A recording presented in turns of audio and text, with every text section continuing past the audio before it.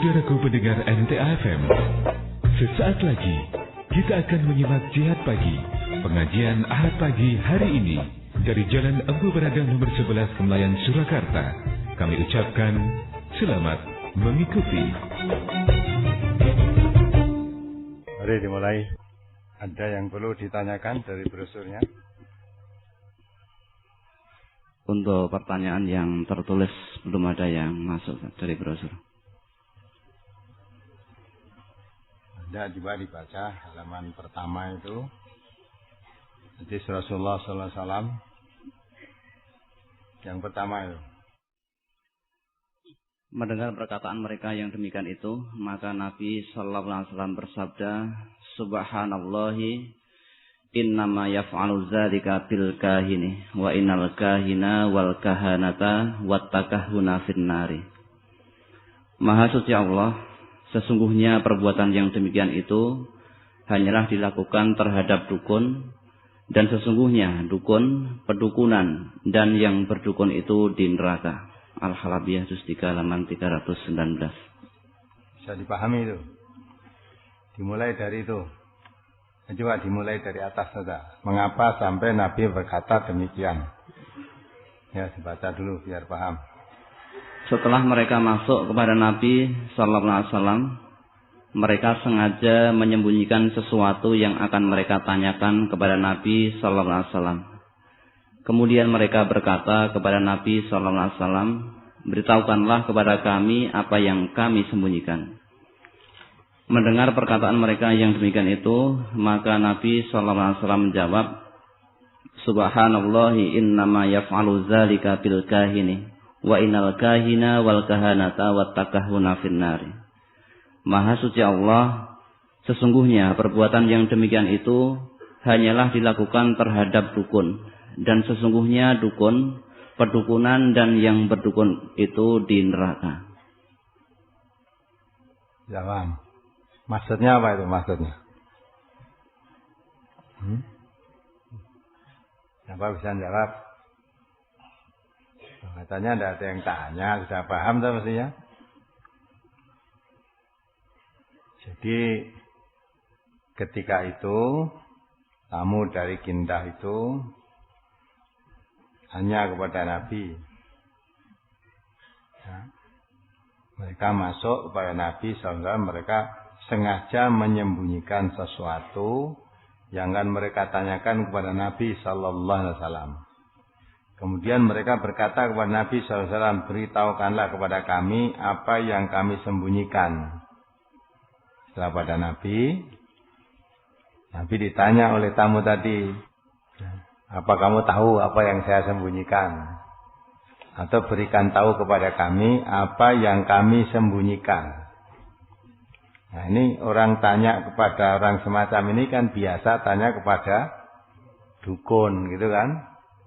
Dengan dukun itu menanyakan sesuatu, seolah-olah Nabi itu dianggapnya seperti dukun.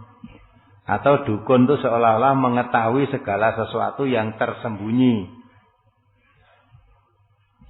Segala sesuatu yang tersembunyi seolah-olah diketahui oleh dukun.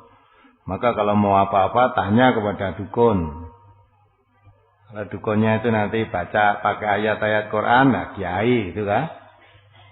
Disebut kiai itu dukun lagi. Atau disebut orang tua atau orang pinter walaupun orangnya masih muda. Karena dianggap mengerti segala sesuatu yang tersembunyi. Maka Nabi menjawab ini, Subhanallah, innama yaf'alu dzalika bil kahin. Wa innal kahina wal kahanata wattakahuna finnar. Maha suci Allah. Jadi ini dengan pertanyaan ini langsung Rasulullah menjawab, Maha suci Allah. Sesungguhnya perbuatan yang demikian itu artinya perbuatan kamu tanya suruh nebak apa yang disembunyikan itu hanyalah dilakukan terhadap dukun.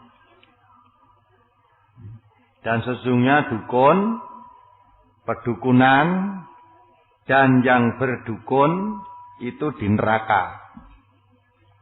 Dukun itu orangnya kan, perdukunan itu aktivitasnya, ya.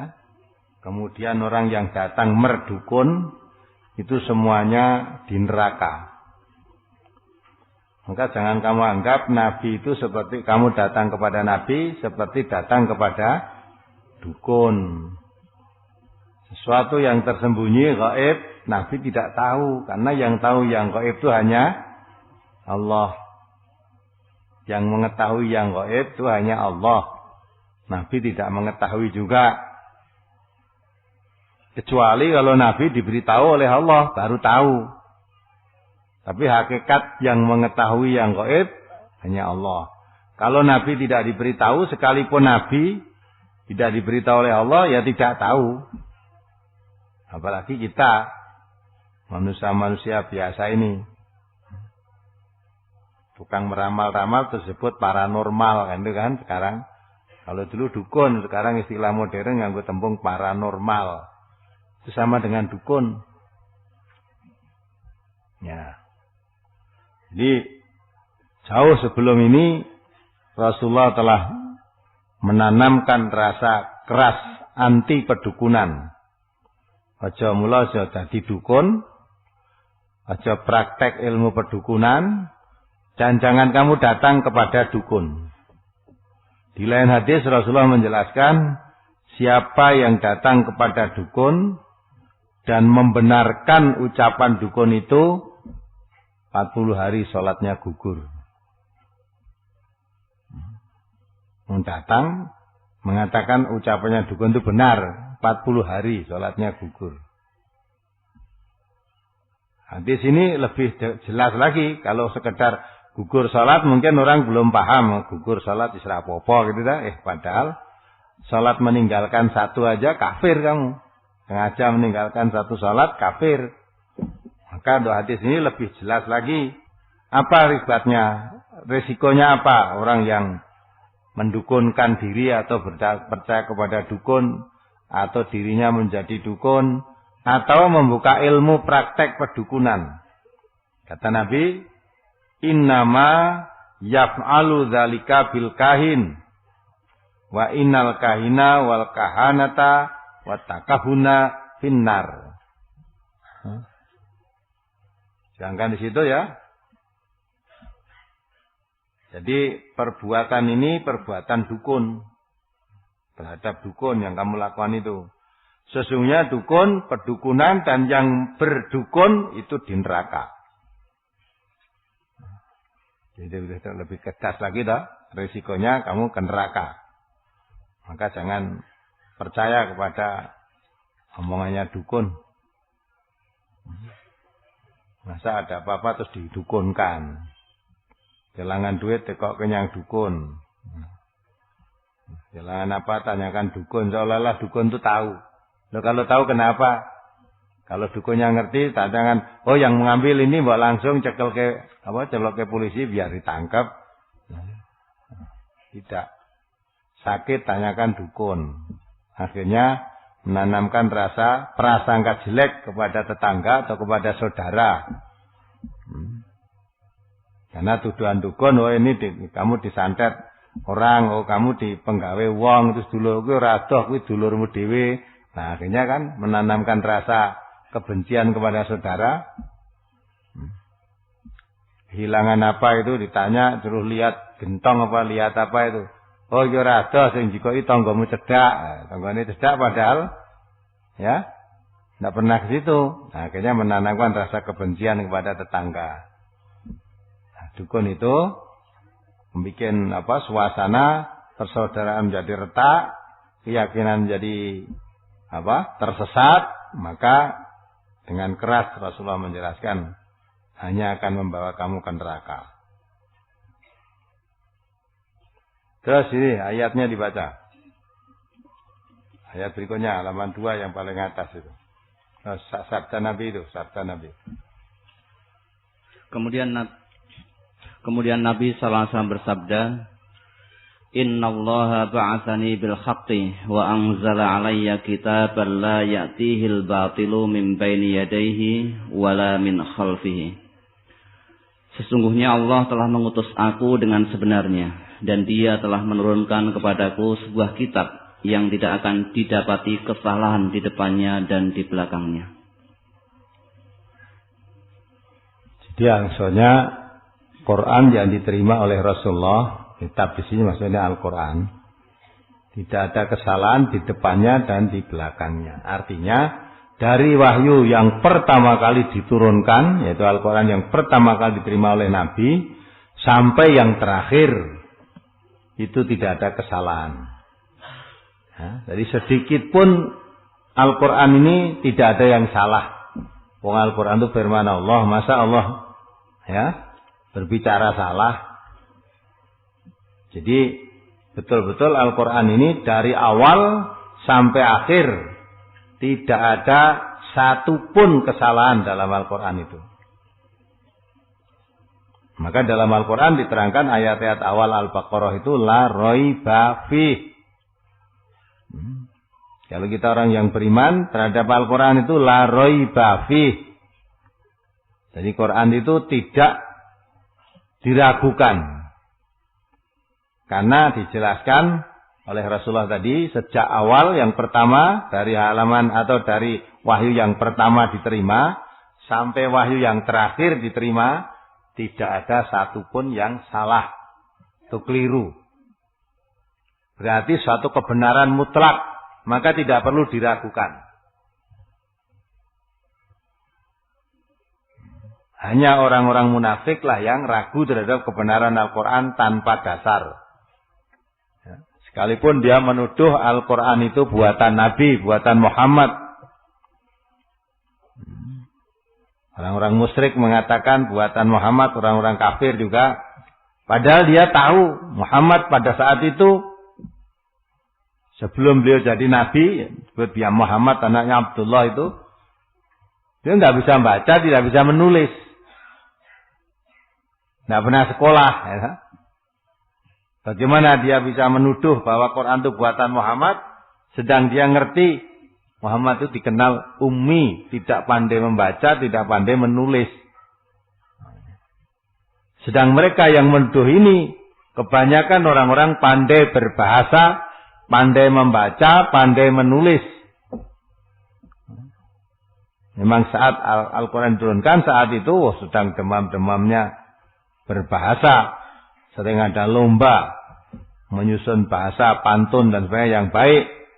Nanti siapa yang dapat nilai yang terbaik, juara dalam lomba itu, karangannya itu dibesarkan, digantungkan di Ka'bah. Ditulis pemenangnya ini, karangannya si fulan. Mengapa digantungkan di Ka'bah? Supaya diketahui oleh semua orang dari segala penjuru. Sebab Ka'bah tempat kunjungan bagi orang-orang yang ibadah haji. Sehingga kalau mereka datang, membaca siapa yang juara menyusun bahasa tahun ini, nah itu dikenal seluruhnya orang dari segala penjuru. Nabi Muhammad SAW ketika masih mudanya tidak pernah ikut-ikut semacam itu karena tidak tahu nulis, tidak tahu membaca, tidak bisa membaca, tidak bisa menulis. Nah, tapi setelah menyampaikan Al-Quran, kok dituduh itu buatanmu sendiri. Nah, itu hanya tuduhan tanpa alasan. Maka Allah turunkan wahyunya. Kalau memang kamu menuduh itu Quran buatan Muhammad, dan kamu tahu Muhammad tidak bisa baca, tidak bisa nulis, bisa berbuat seperti itu, kamu orang yang pandai baca, pandai nulis, tentu lebih bisa membuat. Maka dikatakan oleh Allah, wa in kuntum fi raibim mimma nazzalna ala abdina fa'tu bi suratim min mislih.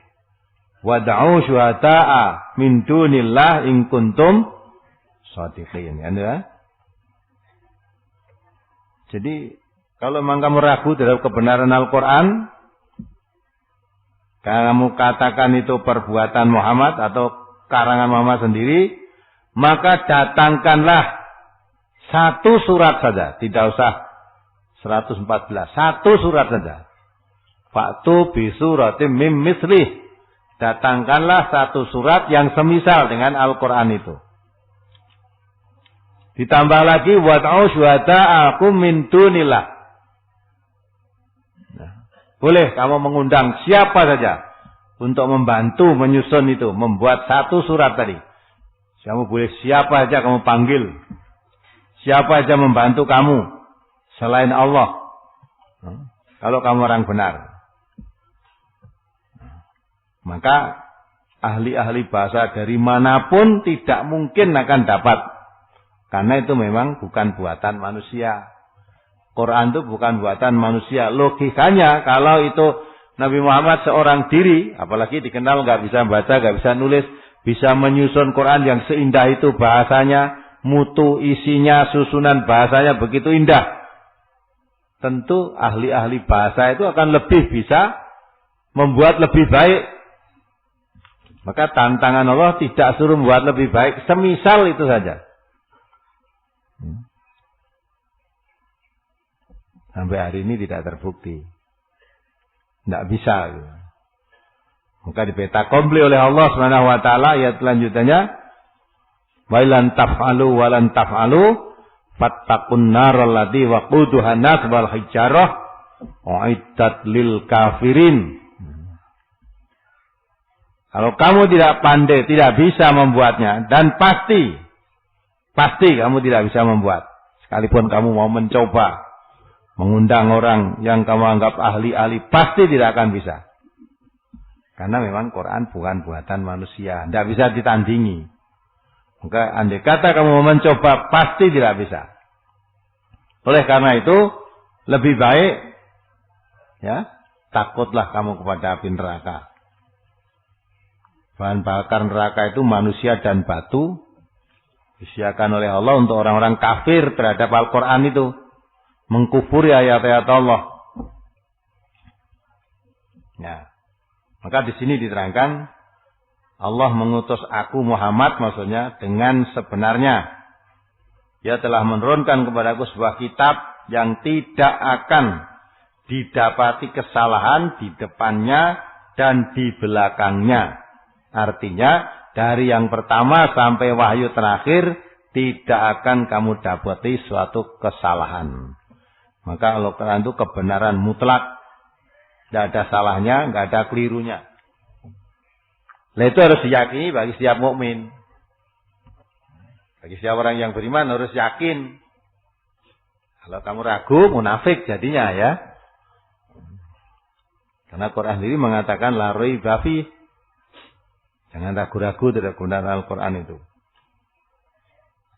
Kalau orang ragu terhadap kebenaran Al-Quran, tentu tidak akan mau mengambil tuntunan yang diajarkan di dalam Al-Quran itu. Tidak akan mengambil. Orang ragu, apa benar apa salah, ya apa tidak, itu kan. Nah, kebanyakan orang Islam ini termasuk orang yang ragu terhadap kebenaran Al-Quran. Maka tidak mau memakai petunjuk-petunjuk Al-Quran secara mutlak. Nah, walaupun memakai petunjuk lain sudah terbentur sini sana sini, ya. Tidak menyelesaikan permasalahan, tapi Quran masih belum diperhatikan. Padahal dalam surat As-Sad ayat 29, coba dibaca lagi biar ingat. Dibaca. Kitabun anzalnahu ilaika mubarakul liyadabbaru ayatihi waliyatadzakkara ulul albab. Ayat 29. Surat As-Sad nomor surat 38 ayat 39. A'udzu billahi minasyaitonir rajim. Kitabun anzalnahu ilaika mubarakul liyadabbaru ayatihi waliyatadzakkara ulul albab. Ini adalah sebuah kitab yang kami turunkan kepadamu penuh dengan berkah supaya mereka memperhatikan ayat-ayatnya dan supaya mendapat pelajaran orang-orang yang mempunyai pikiran. Ya, Al-Quran itu diturunkan oleh Allah penuh berkah. Dan kebenaran dari awal sampai akhir. Tidak perlu diragukan. Karena Quran diturunkan oleh Allah dengan penuh berkah, maka supaya manusia mau bertadabbur, mempelajari dengan sungguh-sungguh, tidak sekedar membaca, mempelajari tiap-tiap ayatnya, liyadabbaru ayatihi. Nah, tiap-tiap ayatnya kita bertadabbur, belajar serius, memperhatikan dengan sungguh-sungguh. Apa yang terkandung dalam ayat itu, apa maksud ayat itu, bagaimana pelaksanaan ayat itu dalam kehidupan.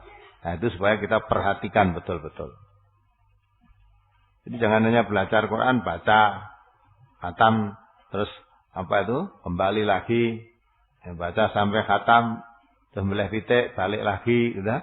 Nah, khataman, makan makanan aja, terus balik lagi, tanpa mengerti isinya.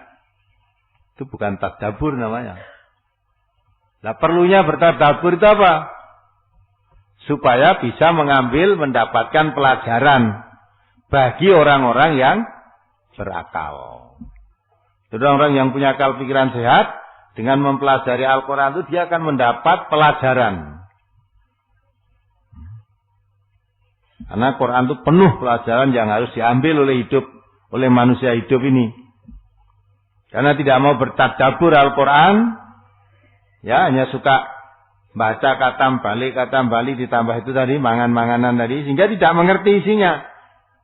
Karena tidak tahu isinya, salah-salah, Quran itu malah untuk orang mati. Ya. Nanti kalau ada orang mati, bacakan Quran. Sampai menjelang dikubur itu, bacakan Quran terus, lagu-lagu Al-Quran itu. Nanti setelah diangkatkan dikubur itu, baru selesai baca Qurannya, ganti adzan. Mayat diangkatkan kan adzan itu. Adzani. Nah, nanti setelah dimasukkan ke kubur, mau dikubur itu dikomati. Maka itu perlu belajar Al-Quran. Setelah mengerti, mempelajari Al-Quran dengan betul, nanti baru tahu untuk siapa Quran itu. Apa untuk orang mati, untuk orang hidup. Dalam surat Yasin yang biasa dibaca saudara-saudara ini tiap malam Jumat itu. Dan juga dibaca kalau ada orang sekarat. Kalau mati, biar segera mati itu. Di dalam Yasin itu sendiri ada kalimat liundira mangkana hayan. Ya, itu memberi peringatan orang yang hidup, gitu. Bukan orang mati. Quran itu antara lain gunanya untuk memberi peringatan kepada orang yang hidup, bukan untuk orang mati. Nah, karena kurang mempelajari, tidak bertadabbur, sekedar membaca tanpa memahami isinya, maka walaupun 100 kali khatam, ya perbuatannya, pandangan pola pikirnya sama saja. Sama, tidak ada perubahan apa-apa. Tapi kalau kita bertadabbur ayat ini, memahami ayat ini, tentu akan merubah situasi. Ya. Situasi dirinya sendiri, situasi keluarganya, yang semula tidak dipahami, setelah memahami ayat-ayat Al-Quran, oh ternyata perbuatan begini tidak boleh. Masuk pada dukun tadi. Ya tak? Kalau semula kita jadi dukun, telah ngaji dengan betul, paham ayat itu, mestinya selehke dukune. Walaupun resikonya kehilangan gula teh. Nah, dukunnya nggak gula teh, nggak roti gitu kan. Nah, resikonya kehilangan itu. Tapi terselamat dari api neraka. Itu yang jadi dukun. Nah, yang tidak jadi dukun, yang biasa suka menanyakan segala sesuatu ke dukun, setelah mengetahui ini ayat-ayat Al-Quran, hadis Rasulullah, ternyata ya orang yang suka pergi ke dukun itu dikatakan oleh Nabi itu masuk neraka. Nah, maka dia akan berhenti mulai dari itu. Nah, lain toh, sudah berubah toh.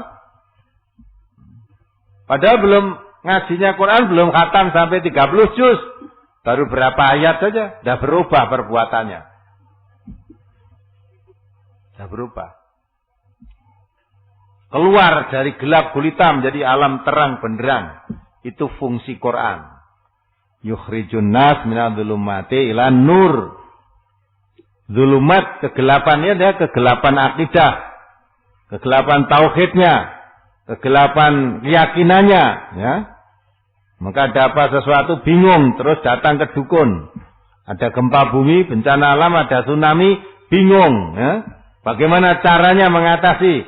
Akhirnya beli buah macam-macam, cemplung ke laut. Ya? Katanya sedekah laut. Wah, lautnya ini kurang sedekah, kurang disedekahi. Akhirnya ngamuk, itu lah. Nah, sedekah laut itu. Berikan buah macam-macam, terus sambil masakkan, bikinkan tumpeng yang besar, dilabuh ke laut sana biar tidak ngamuk lagi. Nah, itu kan gelap toh. Akidahnya gelap. Wes kena musibah, rekoso, tambah musyrik juga. Akidahnya rusak. Udah. Nah kalau ada tuntunan Quran bagaimana kena musibah itu? Itu namanya musibah, bencana. Tuntunan Quran mengatakan idza asabatkum musibah qalu inna lillahi wa inna ilaihi raji'un. Itu ucapan orang yang tertimpa musibah berdasarkan Al-Quran. Dituntun kan? Maka orang yang ngaji Quran, bertadabbur Al-Quran mesti akan merubah perilakunya. Karena keyakinannya jelas, bukan gelap.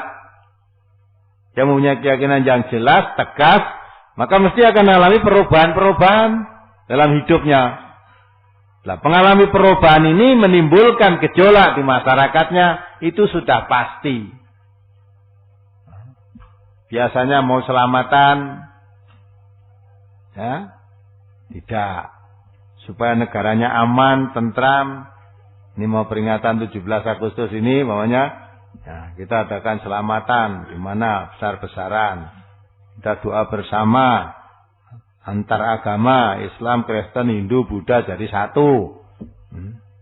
Ya, berdoa bersama. Ya kan? Nah dulu yang biasa malah memimpin gitu. Tapi setelah tahu, tidak ada tuntunan yang begitu itu, berhenti. Nah berubah kan? Nah, perubahan itu menimbulkan gejolak. Terus tuduhan macam-macam. Dianggap tidak rukun, dianggap menyendiri. Itu resiko. Nabi Muhammad SAW ketika menyebarkan agama Islam di tengah-tengah masyarakat jahiliyah. Ya seperti itu. Dianggap memutus silaturahim, merusak kesatuan dan persatuan bangsanya. Sampai-sampai dituduh Nabi itu orang gila. Orang kurang akal. Orang sufaha. Itu risiko tuduhan. Karena mengapa? Karena mengadakan perubahan-perubahan. Patung-patung yang disembah-sembah, tinggalkan, tidak boleh. Perlu dihancurkan rumah-rumah yang biasa ada patungnya, hancurkan patungnya. Jangan menaruh patung-patung di rumah. Ya. Kemusyrikan. Ya, perubahan. Nah, kapanpun, siapapun, kalau mengaku suatu perbuatan kebenaran di tengah-tengah masyarakat jahiliyah atau kebodohan, pasti akan ada gejolak perubahan itu. Jahiliyah itu kebodohan, jahil, bodoh, jahil tentang agama, tidak mengerti tentang kebenaran. Bukan orang jahiliyah itu terus tidak bisa apa-apa, oh, tidak, karena bahasanya aja dia pandai kok, penyusun bahasa, membuat pantun, ya, membuat susunan-susunan bahasa yang sangat indah. Bukan dia bodoh tentang itu, tidak, itu pandai dia. Tapi bodoh di sini hanya tidak mengerti kebenaran. Tidak mengerti jalan yang menyelamatkan, tidak mengerti jalan yang menyesatkan. Maka dikatakan gelap. Nah, dengan datangnya Quran, kalau mau bertadabbur, Quran itu yukhrijun nas minadh dhulumati ilan nur. Mengeluarkan manusia dari gelap gulita ke terang benderang, alam yang terang benderang. Dahulu sebelum Nabi menyebarkan Islam Al-Quran ini, disebut jahiliyah tadi, nasib manusia dasar itu digantungkan pada anak panah yang ditaruh di Ka'bah itu. Setiap mau pergi kemana, tanya, ambilkan anak panah di situ. Anak panah tadi ada tulisannya, ya. Tulisannya misalnya kerjakan, jangan dikerjakan itu. Kalau nanti ternyata ambil anak panah ada tulisannya jangan dikerjakan, Walaupun sudah mateng akan bekerja, melakukan itu, atau mau nikah, atau mau kerja, mau apa aja lah. Azamnya udah kuat, tapi setelah ambil panah di situ, dilarang, tidak boleh. Akhirnya tidak jadi. Dah mau nikah, dihitung-hitung, wis kabeh wong tua cocok, bocah cocok, ambil anak panah yang disebut azlam itu ya. Di Ka'bah itu. Jadi anak panah itu, azlam itu, anak panah yang tidak ada bulunya. Di situ dinamai, ditulisi. Ya. Ditulis apa? Misalnya, ya, kerjakan, jangan dikerjakan. Nah, itu kalau ternyata diambil ada tulisannya jangan dikerjakan, tidak jadi bekerja. Mau nikah, sudah cocok semua, ambil situ. Yang keluar anak panahnya jangan dikerjakan, dibatalkan. Tidak jadi. Lah itu namanya azlam. Dikatakan oleh Al-Quran, innamal khamru wal maisiru wal ansabu wal azlam. Wal azlamu rijsun min amali syaitan. Ya. Sesungguhnya khamr, judi, menyembelih untuk berhala, mengundi nasib dengan anak panah. Itu rijsun min amali syaitan. Itu perbuatan keji, perbuatan setan. Fajtanibuhu, jauhi perbuatan itu. Maka kalau itu dulunya biasanya mau begitu, setelah bertadabbur dengan Al-Quran, tahu itu perbuatan setan, tinggalkan. Nah, orang Islam masih banyak yang pakai hitung-hitungan begitu itu. Hanya di sini tidak pakai apa itu? Tidak pakai azlam. Tidak pakai azlam. Tapi dengan hitung-hitungan yang lain. Di sini ada pertanyaan yang antara lain. Mau tanya, ada orang mau nikah. Dia anak nomor 1, dapat anak nomor 3. Anaknya sudah sama-sama cocok, sudah sama. Tapi orangnya tua, orang tuanya tidak boleh. Karena anak nomor 1 itu katanya tidak boleh dapat anak nomor 3. Terus akhirnya bagaimana Ustaz kalau ninggalkan orang tua, nikahnya dengan wali hakim, sah apa tidak? Karena orang tuanya tidak mau menikahkan. Karena anak nomor 1 tidak boleh dengan anak nomor 3. Alasan di sini ditulis, kalau kamu nekat maka pasti kamu akan mati salah satu. Nah, itu kan belenggu ya itu. Belenggu. Setelah ngaji Quran, ya dah. Tidak ada begitu itu, anak nomor 1 nggak boleh dengan anak nomor 3. Tidak ada itu apa? Katanya tidak mati salah satu. Kalau kita berdasarkan Quran, tidak hanya 1, mati dua-duanya. Orang kok mati salah siji liyane sing jurip terus tidak. Mbak, tidak nomor 1, tidak nomor 3, siapapun nomor 1 dengan nomor 2 atau nomor 4, semuanya nanti malah akan mati kabeh. Mati semua. Nah, itu kepercayaan begitu, yang biasa melarang itu dukun. Nanti kok kene dukun, oh kan nomor 1, oh ndak boleh dengan nomor 3. Malah mbarep karo mbarep ya ora entuk, ragil karo ragil ya ora entuk. Saiki ora iki dilalah ora mbarep, ora ragil, ora 1, ora 3, wetone. Wetone wagik entuk paing ora entuk. Sudah. Padahal wage paing iki ngerti rak mung wong Jawa. Jawae mung Solo Jogja kene. Ya wage paing itu. Mongko Islam iki dienggo seluruh dunia. Nabi ora ngerti wage paing, Nabi enggak tahu itu. Kliwon legi pon wage itu enggak tahu Nabi. Masa buat larangan begitu, Nabi kenal pun tidak kok. Nah, inilah belenggu. Maka ngaji Al-Qur'an ini yang menyerimpeti menjadi belenggu ini hilang semua. Tidak ada hari jelek, wage, paing, kliwon, legi, baik semua itu. Ya. Anak nomor 1, nomor 3, nomor berapa aja. Yang penting Islam dengan Islam, bukan mahram, sah nikah boleh. Bukan mahram lah. Nah, kalau mahram nggak boleh. Nah kalau ini orang tuanya ngekeng tidak boleh, nikahnya wali hakim sah apa tidak? Sah. Nah, orang tuanya nggak mau jadi wali. Terus dikatakan durhaka pada orang tua apa tidak? Tidak. Sebab orang tuamu memilih jalan kekafiran daripada jalan keimanan. Maka jangan ditaati. Diingat kembali surat Taubat 23 itu. Sekalipun bapakmu, kalau memang bapakmu milih jalan kekafiran daripada jalan keimanan, jangan ditaati. Jangan kamu jadikan pemimpin. Maksudnya jangan ditaati. Surat At-Taubah nomor 109 ayat 23. Ya ayyuhalladzina amanu la tattakhidhu aba'akum wa ikhwanakum awliya'a in istahabbul kufra 'alal iman wa man yatawallahum minkum faulaika humudz dzalimun. Hai orang-orang yang beriman, janganlah kamu jadikan bapak-bapak dan saudara-saudaramu pemimpin-pemimpinmu jika mereka lebih mengutamakan kekafiran atas keimanan. Dan siapa di antara kamu yang menjadikan mereka pemimpin-pemimpinmu, maka mereka itulah orang-orang yang zalim. Ya, gitu. Zalim. Kalau kamu taati aturan seperti tadi, malah jadi orang zalim kamu. Maka Allah katakan, jangan kamu jadikan sebagai pemimpin-pemimpinmu. Sekalipun itu bapak. Kalau memang bapak lebih suka menempuh jalan kekafiran daripada keimanan. Ya. Nomor 1 dapat, nomor 3 tidak boleh, itu jalan kafir itu. Kekafiran. Kalau udah jalan Allah, jalan keimanan, tidak ada seperti itu. Malah kalau kamu ikuti itu, zalim. Kalau kamu tinggalkan itu, walaupun bertentangan atau dianggap tidak taat dengan bapakmu, tidak masalah, tidak dosa.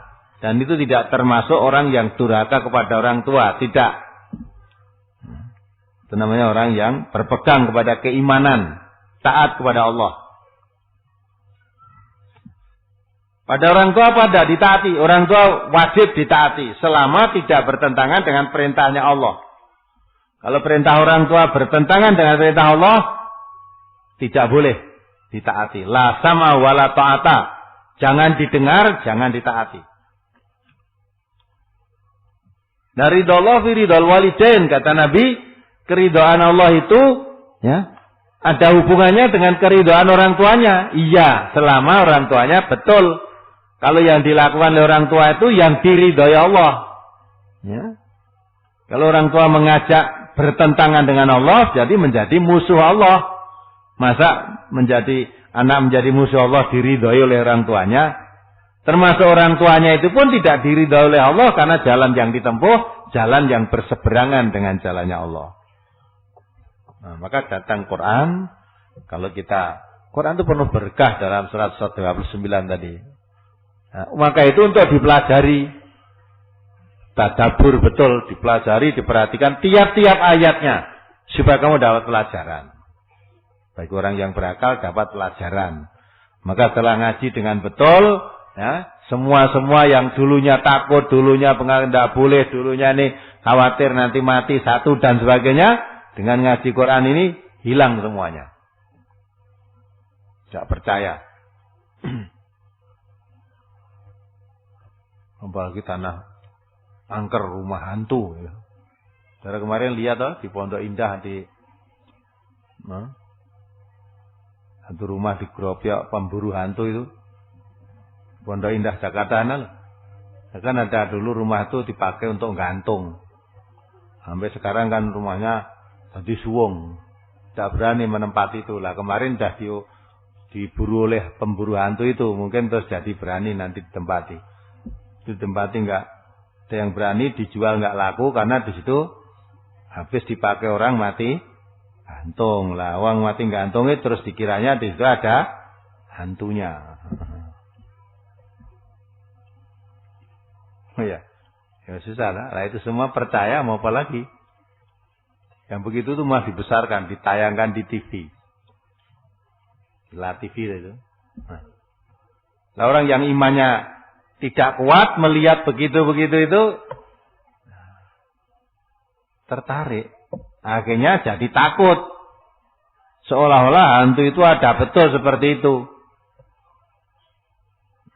Nah, kalau ada betul, ya celaka manusia ini. Rumahnya di tempat itu. Sekarang diburu. Pergi dari sini. Mau pindah kemana dia? Ya, melayunya yang digendi. Nah, nanti pindah ke rumah sebelah. Jadi itu gede nanti yang tidak aman. Nah, itu. Maka kita ngaji dengan betul, itu semua tidak ada. Harus nggak percaya rumah ditunggu hantu, itu nggak ada. Hantu kok manggone neng omah. Andai kata dia di situ, ya tentu nggak akan bisa mengganggu orang hidup, pengalamnya udah lain kok. Katanya makhluk hidup. Hantu-hantu itu makhluk halus. Apa bisa bersinggungan dengan yang kasar masuk wadak ini? Tidak bisa kan? Alamnya lain kan? Ini alamnya bisa bersinggungan sing cilaka uang iki. Bab hantu melihat kita, kita tidak melihat mereka. Tentu dia bisa menggoda kita, kita nggak bisa membalas. Maka kita di dalam rukun iman tidak termasuk iman kepada hantu. Ya enggak? Imannya 6. Nek buat tambahi iman pada hantu, jadi kabur malah tidak termasuk orang yang beriman. Jadi syirik kan. Ya, iman kepada Allah, pada malaikat, pada Rasul, pada kitab, pada hari akhir, pada takdir. Itu rayanya iman kepada hantu enggak ada. Maka kalau kita tidak percaya hantu itu ada seperti yang kepercayaan orang pada umumnya itu, ya, kita yakin hantu tidak ada, itu betul. Kalau kita memasukkan hantu itu ada, seperti bisa merusak keimanan kita. Kita dapatkan dari mana? Kalau hantu ada itu kitab yang menerangkan tentang kehantuan di mana? Didapat di mana gitu. Kalau katanya dari itu ajaran Islam, Islam itu sumbernya Quran. Quran tidak ada, hadis tidak menerangkan, ya tidak ada itu. Nah ini kembali kepada masalah dukun tadi dan kembali kepada masalah tadabbur terhadap Al-Quran. Maka dari itu, ya Haji Munawar Khalil menerangkan bahwa setiap Muslim hukumnya fardu ain mempelajari, memahami Al-Quran. Memahami Al-Quran, sekali lagi memahami Al-Quran. Tidak hanya sekedar membaca. Kalau membaca tidak memahami, ya nggak akan ada perubahan apa-apa. Malah salah-salah penerapan tadi. Pinter moco, tidak memahami, malah akhirnya ya, melayani kalau ada orang panggilan-panggilan, ada kematian, turun bacakan Quran, misalnya bacakan sampai dalam 1 minggu itu khatam 4 juz apa khatam 3 kali ya, 3 kali Al-Quran 30 juz tuh kali 3 ya, suruh panggil berapa orang, ganjaran dikirimkan orang mati lah itu dah. Jadi seolah-olah Quran itu hanya mengumpulkan ganjaran tuh dihadiahkan. Sampai ada kan arisan kulhu. Ya, pirang-pirang itu arisan kulhu. Ya diundi seperti arisan uang itu. Siapa yang dapat? Saya. Dah, uang 10. Semua baca kulhu Allah 100 kali atau 1000 kali, ganjarannya dikumpulkan untuk saya, dikirimkan ke keluarga saya. Nanti bulan berikutnya siapa yang dapat lagi? Oh yang dapat kamu ya. Bacaan niatnya untuk dihadiahkan ini karena dia yang menang arisan, terus dari itu kirimkan kepada keluarganya yang dapat arisan tadi. Nah, kan tidak ngerti isinya Quran, ya? Tidak paham isinya, maka jadinya penerapan Quran itu semacam itu. Masuk arisan kulhu, arisan Fatihah, arisan macam-macam gitu. Tapi kalau orang memahami Al-Quran, oh ternyata oper-operan ganjaran itu tidak ada gitu. Ya, kalau cara membaca Quran ada ganjarannya, fali nafsihi. Untuk kamu sendiri. Man amila sholihan fali nafsihi. Wa man asa'a fa 'alaiha. Siapa berbuat jelek ya untuk dirinya sendiri. Tidak ada ganjaran saya dikirimkan pada orang lain atau dosanya orang lain saya ikut memikul. Wala taziru waziratun wizra ukhra. Seorang tidak bisa memikul dosa orang lain. Maka Islam tidak mengajarkan dosa waris. Ya. Nah ini kok bayi lahir wis nggawa dosa warisan kok ngene mbae. Dan Islam enggak ada itu. Kalau mbahnya jahat, berbuat dosa, berbuat salah, yaitu yang dosa yang baik. Maka anak zina pun lahir bersih dari dosa. Ya. Anak lahir dari perzinaan, dia tidak dosa. Yang dosa siapa? Nah, kalau dosa waris begitu kan anak ini, ya, ora daru atau popo, lahir neng dunya, memikul dosa. Padahal yang zina ayah dan ibunya. bukan ayahnya, ibu dan orang lain gitu ya. Sebab ayah itu kalau sama ibu kumpul punya anak bukan zina namanya. Kalau ibu punya anak tanpa ayah, nah ini namanya zina.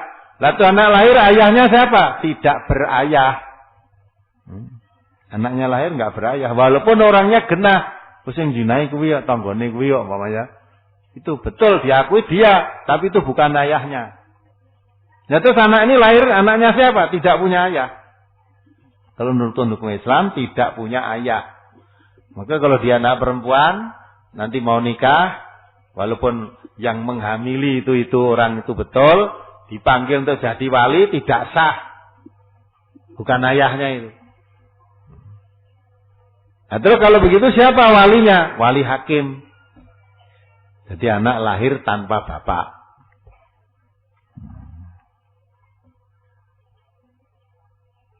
Punya ibu tok, dia tidak punya bapak. Maka ibu-ibu ini, putri-putri kalau kepengen anaknya punya bapak, jangan zina. Ya.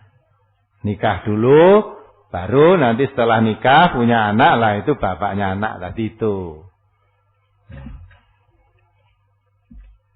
Itu indah kan Islam itu. Nah, maka orang mengamalkan Islam mesti ada perubahan-perubahan pada dirinya. Lah perubahan yang ada pada dirinya ini, kalau hidupnya di tengah-tengah masyarakat yang masih jahil, buta kebenaran, tidak paham tentang Al-Quran, tidak paham tentang yang benar, yang salah, tidak bisa memahami, nah mesti ada perbedaan. Nah perbedaan ini yang kadang-kala malah dianggap yang benar tadi dianggap salah.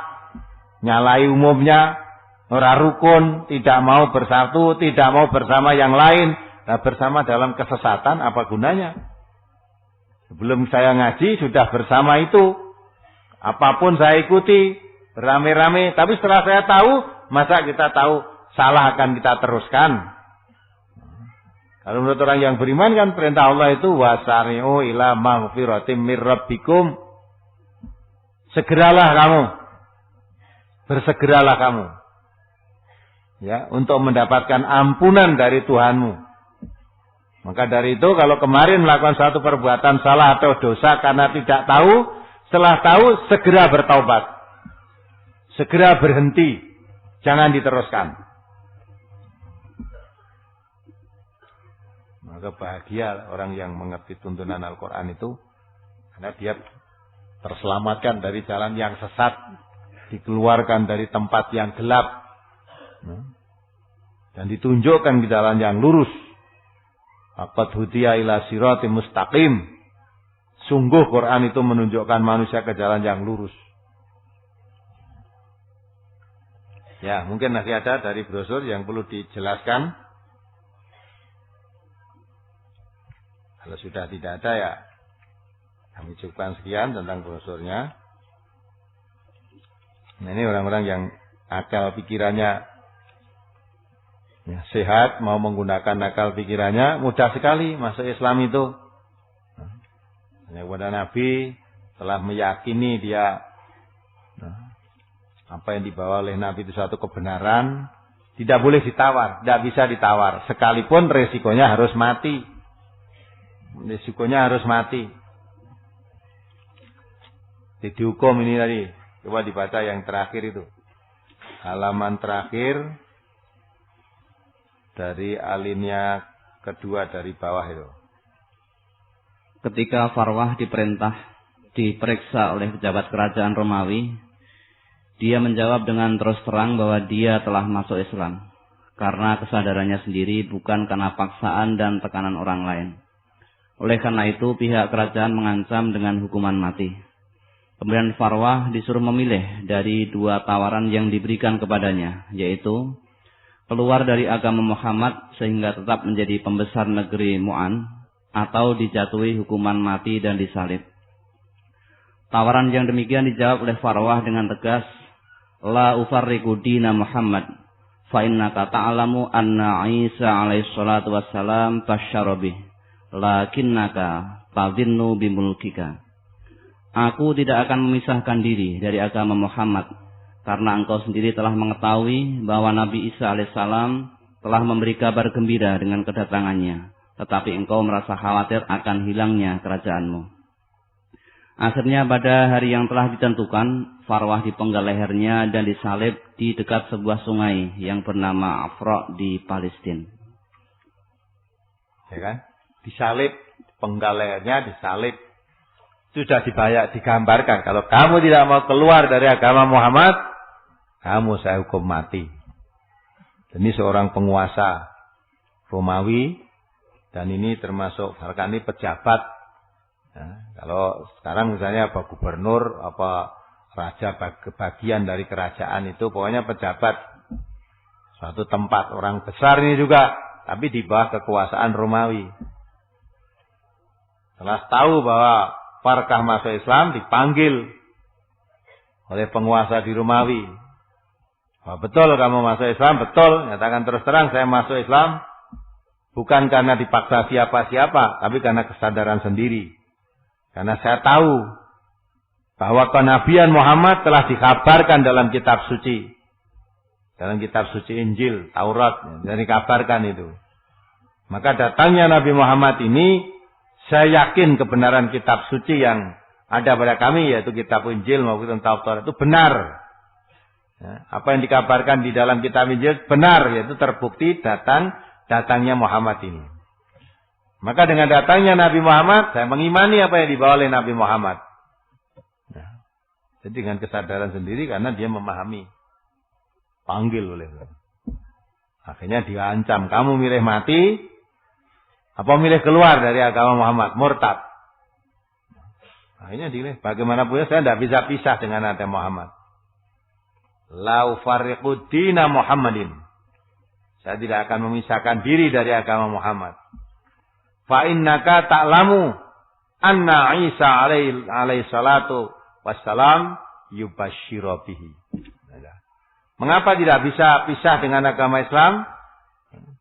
Di situ diterangkan, karena engkau sendiri telah mengetahui bahwa Nabi Isa alaihissalam telah memberi kabar gembira dengan kedatangannya. Hanya Nabi Isa alaihissalam telah memberi kabar gembira dengan kedatangannya Nabi Muhammad. Jadi Isa telah mengatakan nanti akan datang Nabi yang terakhir, Nabi Muhammad.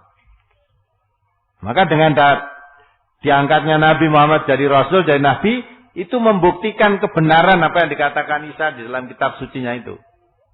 Betul. Nah, kamu mengetahui itu, tapi mengapa kamu tidak mau mengikuti agama Muhammad? Karena kamu takut kehilangan kedudukan. Ya? Maka apapun jadinya saya tidak bisa memisahkan dengan agama Muhammad. Akhirnya dipenggal lehernya, betul mati. Iman itu kalau sudah masuk di dalam hatinya, tidak bisa ditukar, ditawar dengan apapun tidak. Tukang sihir Fir'aun juga begitu kan? Kita ingat itu. Tukang sihir Fir'aun diadu oleh Fir'aun dengan Musa. Kumpulkan pada hari itu hari raya. Waktunya waktu duha, waktu pagi jam 8. Di tempat hari raya berarti tempat kumpulnya orang-orang banyak dari segala penjuru di suatu kota. Itu demonstrasi Fir'aun mengumpulkan banyak ahli-ahli sihir di kotanya yang di bawah kekuasaan Fir'aun dihadapkan kepada Musa. Nanti kalau sihirnya itu bisa mengalahkan Musa, tukang sihir itu akan diangkat menjadi orang yang mempunyai kedudukan dekat dengan raja. Tidak sekedar jadi tukang sihir bila mana diperlukan dipanggil, tidak. Kamu akan menjadi dekat dengan raja. Mungkin apa diangkat jadi patih, apa jadi menteri, apa itulah. Ya. Tapi ternyata setelah diadu betul, ya, tukang sihir karena dia ahli sihir betul, maka bisa mengerti Musa itu tukang sihir apa bukan. Karena tukang sihir yang lebih pintar dari mereka tidak ada. Ini sudah dipilih oleh Fir'aun yang tukang sihir yang top sudah. Tidak ada di atasnya itu. Maka menghadapi Musa, Fir'aun merasa angkuh dengan pongahnya. Pasti kamu akan kalah. Gitu. Karena dia menganggap Musa juga tukang sihir. Akhirnya setelah diadu betul, tukang sihir sudah menampakkan kepandaiannya. Menampakkan ular yang di tali yang dipegang dilihat menjadi ular yang banyak dan gesit gitu. Ya, mudah aja. Hampir Musa pada saat itu juga Ada rasa ketakutan. Tadi besarkan hatinya oleh Musa, jangan takut. Lemparkan apa yang ada di tanganmu kananmu itu. Musa memegang tongkat, suruh lemparkan. Begitu dilemparkan menjadi ular yang lebih besar. Semua ular buatan tukang sihir tadi ditelan semua oleh ular buatan Allah ini. Jadi tongkatnya Musa ini. Nah, dari situlah tukang-tukang sihir Firaun mengakui keagungan Musa. Bahwa Musa ini pasti bukan tukang sihir. Kalau tukang sihir mesti kalah dengan tukang sihir Firaun itu. Maka setelah itulah tukang sihir semuanya sujud kepada Musa. Mengakui ketuhanan Musa itulah yang benar. Maka dia mengakui Tuhannya yang dipertuhan, yang Tuhannya Nabi Musa dan Harun. Dia tunduk patuh. Tinggalkan tukang sihirnya. Nah, saat itulah mendapat ancaman dari Firaun. Mengapa kamu mengikuti agama Musa, belum izin dengan aku? Dia sebagai Tuhan. Firaun kan mengaku sebagai Tuhan. Kok izin karo aku? Nah, kalau kamu nekat, maka kamu akan saya siksa seberat-beratnya. Akan dipotong tangan kakinya bersilang. Ya. Jadi kalau kakinya dipotong kiri, tangannya potong kanan. Kalau tangannya yang dipotong yang kiri, kakinya yang kanan. Sebaliknya. Dan akan disalib di pohon korma. Situ kamu akan disalib menjadi tontonan bagi semua manusia biar jera. Ini akibat kamu mengikuti Musa, siksanya seperti ini. Maka orang yang melihat biar tahu, biar tidak ikut-ikut kamu. Apa kata tukang sihir? Silahkan. Ya, kami tidak takut. Justru kalau kamu membuat seperti itu hanya di dunia ini. Dan itu sebagai penebus dosa saya. Selama saya menjadi tukang sihir atas perintahmu. Itu dosa-dosa saya. Kalau saya mati karena itu, ya mudah-mudahan Allah mengampuni dosa saya.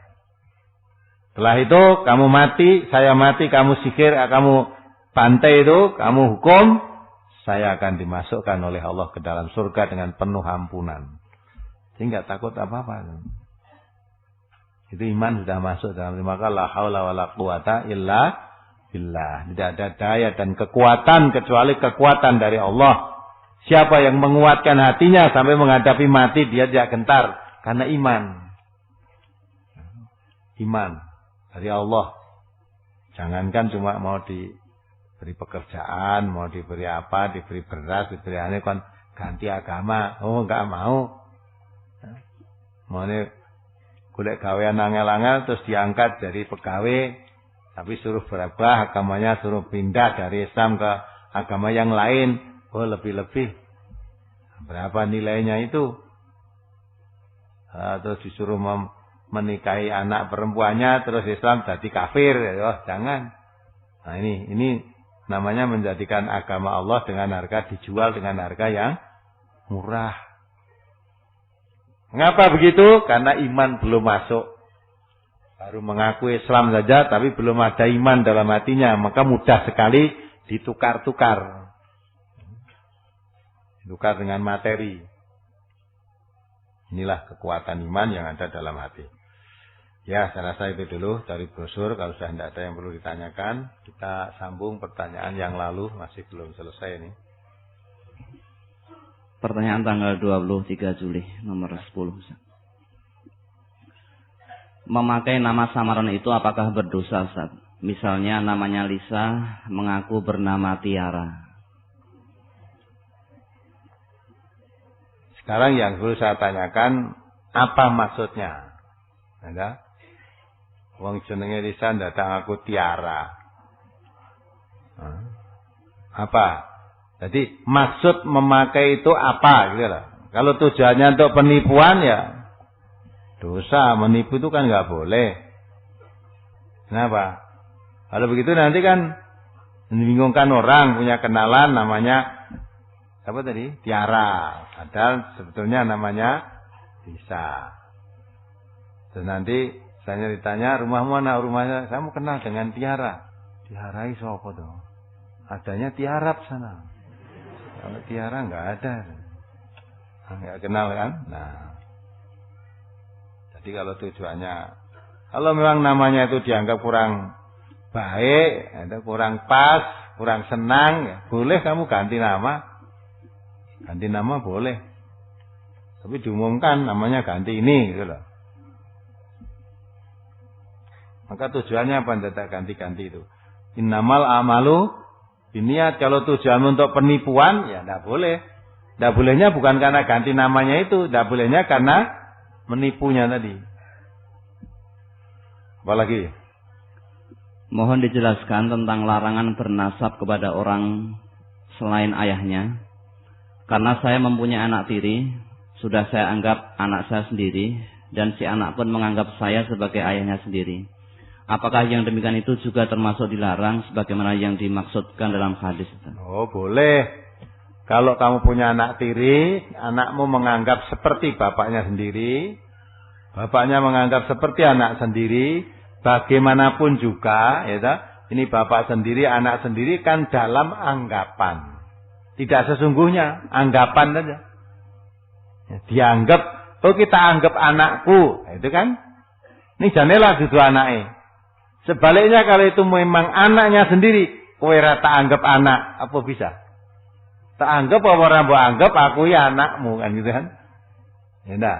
Tetapi yang bukan anaknya tadi dianggap atau tidak dianggap bukan anakmu.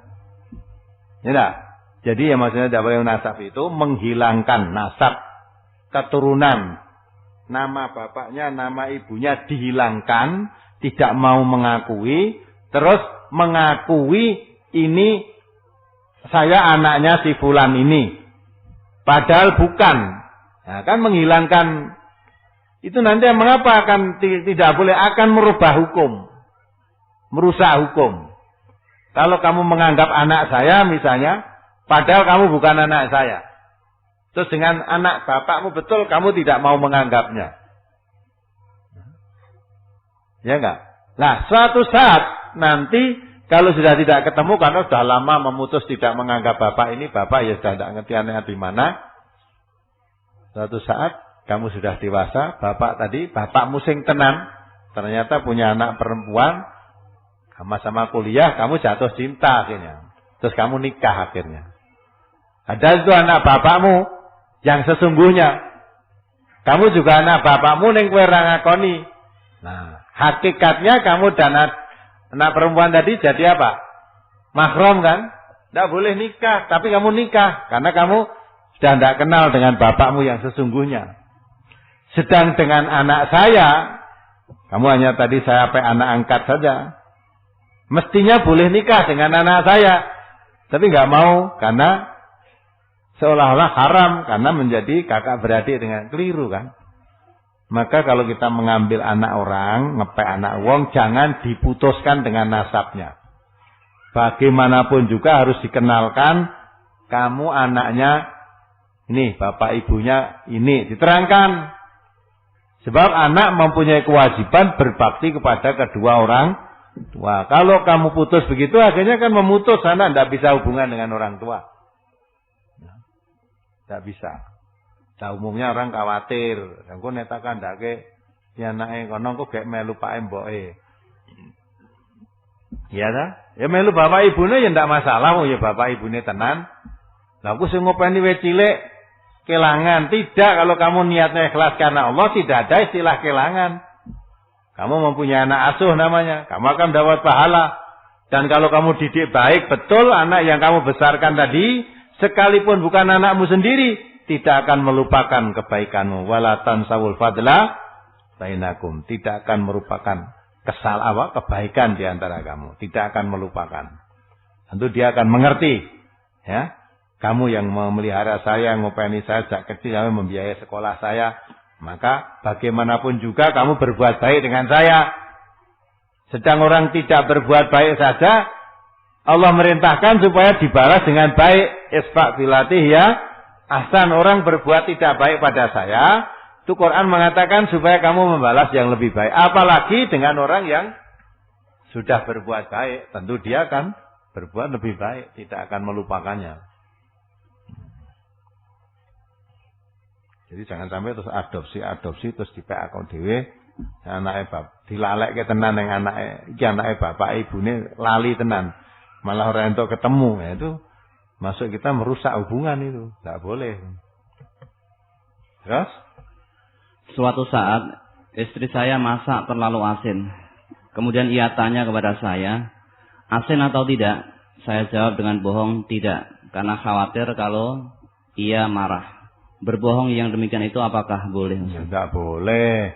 Masa wong masak asin, ya, kandak ke asin kok takut marah. Ya, marah istrimu kok mudah marah loh. Iya sah. Kalau kamu tidak ingin marah bisa saja. Masaknya memang asin, ya sah. Ditekoni, Mas, masaknya asin mboten. Ya sah. Ya katakan asin ya asin. Ini andai kata ditambah air 1 ciduk lagi mungkin baru pas gitu ya. Nah, asin. Atau alangkah indahnya kalau ini ditambah apa supaya tidak asin gitu. Tidak apa-apa, ora kok jangan kok kaya upil rasane. Berarti kowe gaene mangan upil. Upil itu nyakit. Yang ditekani kan sampai asin mboten. Nek kaya ngono kuwi kandha ora, oh berarti istrimu, oh berarti suami saya itu memang pase. Padahal nek tak rasake jane kasih ning suami saya kok tidak, berarti doyan uyah iki. Lah sesuk masake ngono terus. Masake ukurane uyahe sak ngono terus wis pas kok kanggo suamine. Ya ta? Kenapa kok dadak bohong? Katakan saja. Ya, kalau masih asin, oh iya iki kasinen Dek tambahno uyah. Nah, dan tambah asin meneh. Nah, nanti kasinen itu kandak asin. Istri tanya tadi maksudnya kan juga untuk kepuasan suami. Jadi nek kurang asin tambahi, nek kasinen ya tambahi banyu apa-apa nanti, atau dikurangi nanti kalau masak kurangi uyahnya. Ini nek ngono wis pas ya sesuk masake ngono terus. Itu aja kok takut dimarahi istri. Apa lagi? Mohon difotokopikan gugatan orang Buddha terhadap orang Islam tentang acara ritualnya yang dipakai oleh orang Islam. Moh, tidak mau saya. Pemerintah aku, aku ya mau ngentuk. Nanti kalau saya fotokopi itu, terus kamu minta, nanti timbul fitnah. Seolah-olah gugatan itu memang buatan dari MTA lah gitu kan. Saya itu cuma diberi juga. Beri tak kabarke kepada kamu, gitu loh. Nek terus kowe njaluk ke aku enggak dikira aku yang nyebarke. Enggak, saya enggak menyebarkan itu. Lah entuk kok ngendi saya dulu? Ya ada orang memberi. Ya selebaran begitu rupanya. Saya diberi dari warga mana itu, dari Karanganyar atau mana diberikan saya. Kalau terus saya perbanyak nanti lain lagi citranya. Terus kowe ngomong, kok entuk ini entuk yang ndi? Nang minggu pagi MTA kono. Nah, terus ngomong dari ini, wah, akhirnya timbul fitnah, oh, berarti saya gawe sebaran itu ya gaweane MTA, gitu lah. Enggak, kami tidak akan menyebarkan itu. Apalagi? Saya seorang pemuda dipaksa tetangga untuk nikah. Begini, Mas, kowe ndang rabio. Saya diam saja. Lalu ia bertanya, umurmu wis 20 tahun, selak ngenteni apa, Mas? Aku jawab, 3 tahun lagi, Pak D. Apa yang saya lakukan bila dipaksa untuk nikah pada umur saya 25 tahun? Wanita manakah yang mau dengan saya, Ustaz? Mohon nasihatnya. Lah wong ngene rumah saya dipaksa piye? Kowe iki jane wis kepengin. Lah wong ditanya, Mas kowe ndang nikah umurmu 20 tahun. Ngono kok rumah saya dipaksa piye? Sing maksa kamu siapa?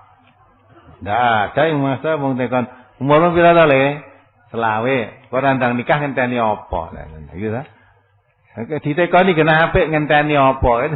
Lah kamu gak nikah-nikahi ngenteni apa? Ngenteni calon kula dereng lahir, itu aja sah. Kamu siapa yang ditunggu? Kalau sudah tidak ada yang ditunggu, kamu sudah ada kemampuan, sudah ada keinginan, kata Nabi memang suruh segera. Ya masyarakat sabab manis tata minkumul bata fal yatazawwaj fa innahu aghadul basar wa ahsanil farj. Wahai pemuda, kalau kamu sudah ada kemampuan dan ada keinginan untuk nikah, segeralah nikah. Segeralah. Karena nikah itu bisa menutup pandangan, tidak mata keranjang. dan bisa menjaga kemaluan, kehormatan, tidak akan berbuat zina. Maka kalau sudah ada kemampuan dan ada kemauan, cepat lebih baik. Wa illam yastati fa alaihi bisawm. Tapi kalau kamu baru ada kemauan, belum ada kemampuan, puasa dulu, ditahan dulu. Ditahan, siap-siap dulu, mempersiapkan. Sekarang saya baru ada kemauan. Kemampuan belum lah, sekarang diusahakan supaya ada kemampuan. Kalau sudah ada kemampuan, lah baru. Kalau kamu ditanya begitu tadi, namanya tidak dipaksa, mau ditekoni. Nah, wanita mana yang mau dengan kamu? Mungkin nggak ada yang mau. Ya, kalau model begitu itu, ya. Kalau memang kamu sudah berazam nikah, ada kemampuan, ada keinginan, bismillah. Nikah melaksanakan sunnah Rasulullah SAW. Banyak yang mau. Asal dengan cara yang betul. Ya. Wanita-wanita itu kepengen nikah, kok ini ada laki-laki kepengen nikah. Siapa yang mau? Wanita-wanita jawab, saya juga mau. Gitu tadi saya dengar. Saya juga mau, gitu loh. Ya, suara hatinya kan gitu.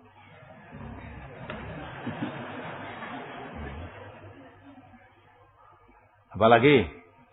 Tanggal 30 Juli. Saya pernah ditanya orang non-muslim, mengapa orang Islam itu kalau sholat menghadap Ka'bah, padahal Ka'bah itu cuma sebuah bangunan berbentuk kubus. Karena saya tidak bisa menjawab, saya pergi. Mohon dijelaskan tentang kiblat kita, agar kalau ditanya lagi saya bisa menjawab. Lah kowe salati yang wong melu-melu, dadi ditekoni ya ora iso jawab. Kenapa kamu salat menghadap ke Ka'bah? Jane jawabnya gampang kan? Karena Allah memerintahkan aku untuk menghadap ke sana, gitu loh. Ya enggak? Jadi ibadah itu kan menurut perintah. Menurut contoh. Lah kowe kok ngadep nang Ka'bah ya apa? Karena diperintah Allah menghadap ke sana. Dan diberi contoh Nabi menghadapnya ke sana. Udah. Ora kok lah bapakku ya madhep rono kok ada gitu. Jadi agama itu perintah Allah dan contoh dari Rasulullah. Itu baru ditanya kok madhep rono. Belum ditekok liyane. Kenapa tuh wong Islami nek salat tuh nganggo jengking barang. Nah, wis saya rasa jawab nek. Madhepmu nyang Ka'bah, ge nganggo jengking ngono ki ngopo? Nek tekoni ngene jawabmu piye coba? Ya maka jawabnya ibadah itu jangan tanya mengapa. Karena ibadah itu hanya mengikut Rasulullah. Ya, karena Rasulullah mencontohkan salat menghadap ke Ka'bah, ya. Cara salatnya seperti itu, pakai rukuk, pakai sujud, lah begitulah salat. Ya. Itu. Nah, begitu apa? Mengikuti Rasulullah. Jadi tidak boleh kita menciptakan cara salat sendiri. Kita harus mengerti kita. Apalagi? Apakah ada tuntunan untuk mengulang sholat? Karena dirasa sholat yang telah dilakukan banyak lamunannya. Tidak ada. Kalau ada bagaimana caranya? Tidak ada. Di sholat itu kalau sudah sendiri, sholat sendiri tidak ada tuntunan. Diulang. Kecuali kamu tadi sholat sendiri, terus mengulang untuk mendapatkan sholat jamaah, ikut jamaah, itu boleh. Kalau kamu sholat sendiri, terus baleni neh sendiri lagi, urung puas meneh aku mau aja. Rodok ngalamun ke sana tadi. Terus salat meneh. Ya serius ya apik-apik iki dilalah ya diceluk kancane aku ya kelingan meneh. Ora sida salat kamu nanti. Ya. Jadi was-was dalam hatinya terus. Maka perbanyak salat-salat sunnah. Kalau salatmu ada wajib, salat wajibmu ada kekurangan termasuk masih ngelantur ke sana kekurangan tadi, itu nanti bisa ditutup dengan nilaimu mendapatkan sholat sunnah tadi. Jadi kata Nabi, pahala sholat sunnah itu, nilai-nilai sholat sunnah itu bisa menutup kekurangan sholat wajibnya. Tidak sholat wajibnya kurang khusyuk, kurang konsentrasi, kurang ini tadi maling lantur. Tapi kamu punya malan-malan sunnah, maka ibaratnya nilai wajibnya itu kurang, ditutup dengan kekurangannya dengan kebaikan yang diperoleh dengan sholat sunnah itu. Apalagi? Ketika saya mengikuti sholat Jumat di pabrik, pada rakaat kedua imam lupa membaca Al-Fatihah. Pada saat itu jamaah putra sudah mengingatkan dengan kata Subhanallah, tetapi tidak dihiraukan. Bagaimanakah langkah kami sebagai makmum yang baik, Ustaz? Kalau mengingatkan imam semacam itu keliru bacaan, jangan subhanallah. Ora mudeng kok dielingke apa? Bar ngadeg saka rakaat pertama ke rakaat 2 wis bener kok. Makmum kok subhanallah ya nek apa kan ora mudeng ya. Oh kamu tahu imamnya urung maca Fatihah. Padahal dia sudah merasa membaca kan nek subhanallah dia orang ngerti orang rumah sana klerune wong mau ya bareng sujud rakaat pertama terus nyang rakaat 2 kok subhanallah. Maka kalau kamu tahu keliru bacaan, saut saja. Bismillahirrahmanirrahim. Itu terus maliki yaumiddin. Keliru lah berarti kamu harus alhamdulillahirabbil alamin gitu lah. Disaut bacaanmu dikeraskan. Oh ini kurang imannya sadar. Oh iya saya tadi belum mulai dari alhamdulillah. Gitu. Nah kalau terus nikah begitu ya sudah sampai salam. Setelah salam karena yang kedua tadi tidak memakai Al-Fatihah, berarti rakaatnya belum dihitung. Maka begitu imamnya Assalamualaikum, kamu meneruskan menambah kekurangan rakaat itu. Nah kamu menambah itu, nek imamnya bingung, gimana dong, apa tuh kok malah nambah? Nah, imamnya bingung, nek wis rampung kamu salam kandhani Pak Imam, kowe mau sing rakaat kedua mau ora maca Fatihah, berarti rakaatnya kurang. Nah itu baru imamnya nek dikandhani ngadeg nambahi genti. Sampai 1. Ora kok malah opo iya to? Tenan kok kabeh do ngerti kok. Ora kowe mesti ngapusi, malah wis genane langsung ora kok dadak udur sik. Ya, apalagi Salat Jumat itu pasti menggunakan khutbah 2 kali. Katanya sebagai pengganti 2 rakaat salat zuhur. Tetapi kenapa kalau di asrama putri tidak pernah memakai khutbah, Ustaz? Sing ngomong sapa? Nek khutbah ganti 2 rakaat salat zuhur iki kandha sapa? Kowe kok mbok katanya kuwi lho, katanya siapa? Nek khutbah kuwi gantine 2 rakaat salat zuhur, nek kowe terus teko mung khutbah ya keri, berarti mengitung 1 rakaat kowe. Ya. Apa meneh nek khutbah kedua wis arep rampung, kowe lagi teko, ya ta? Imam wis kari ndonga tok, khutbah kedua kan ndonga itu. Lah kowe berarti kari pirang rakaat lagi.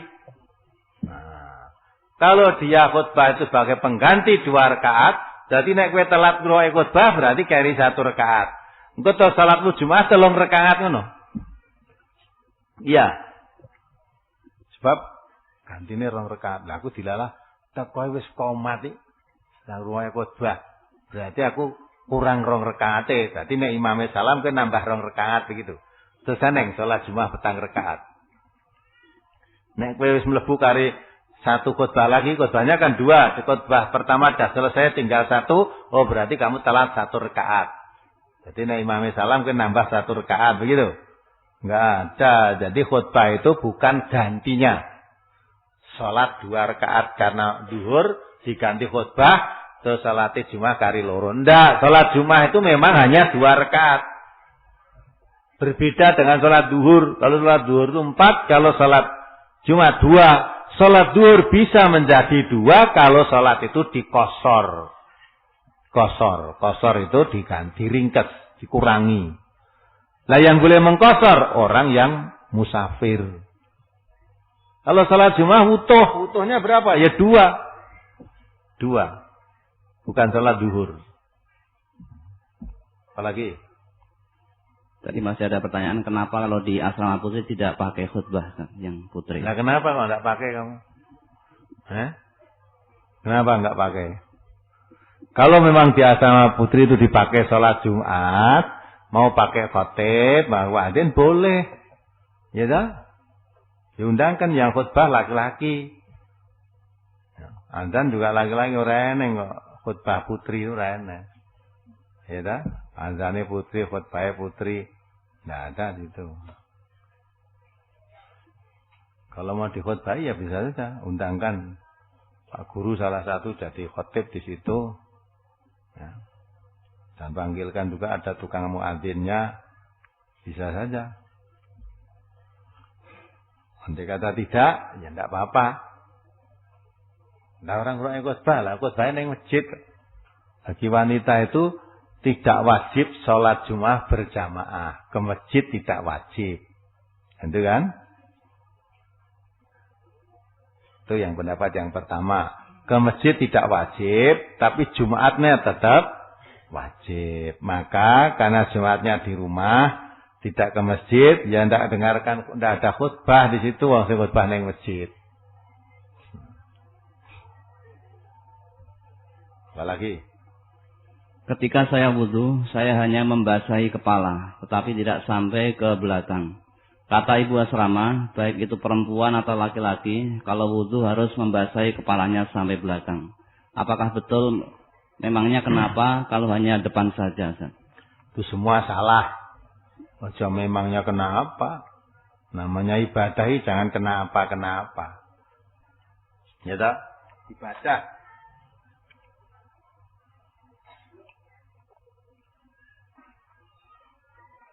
Wudu itu termasuk ibadah, itu menjadi syarat sahnya sholat.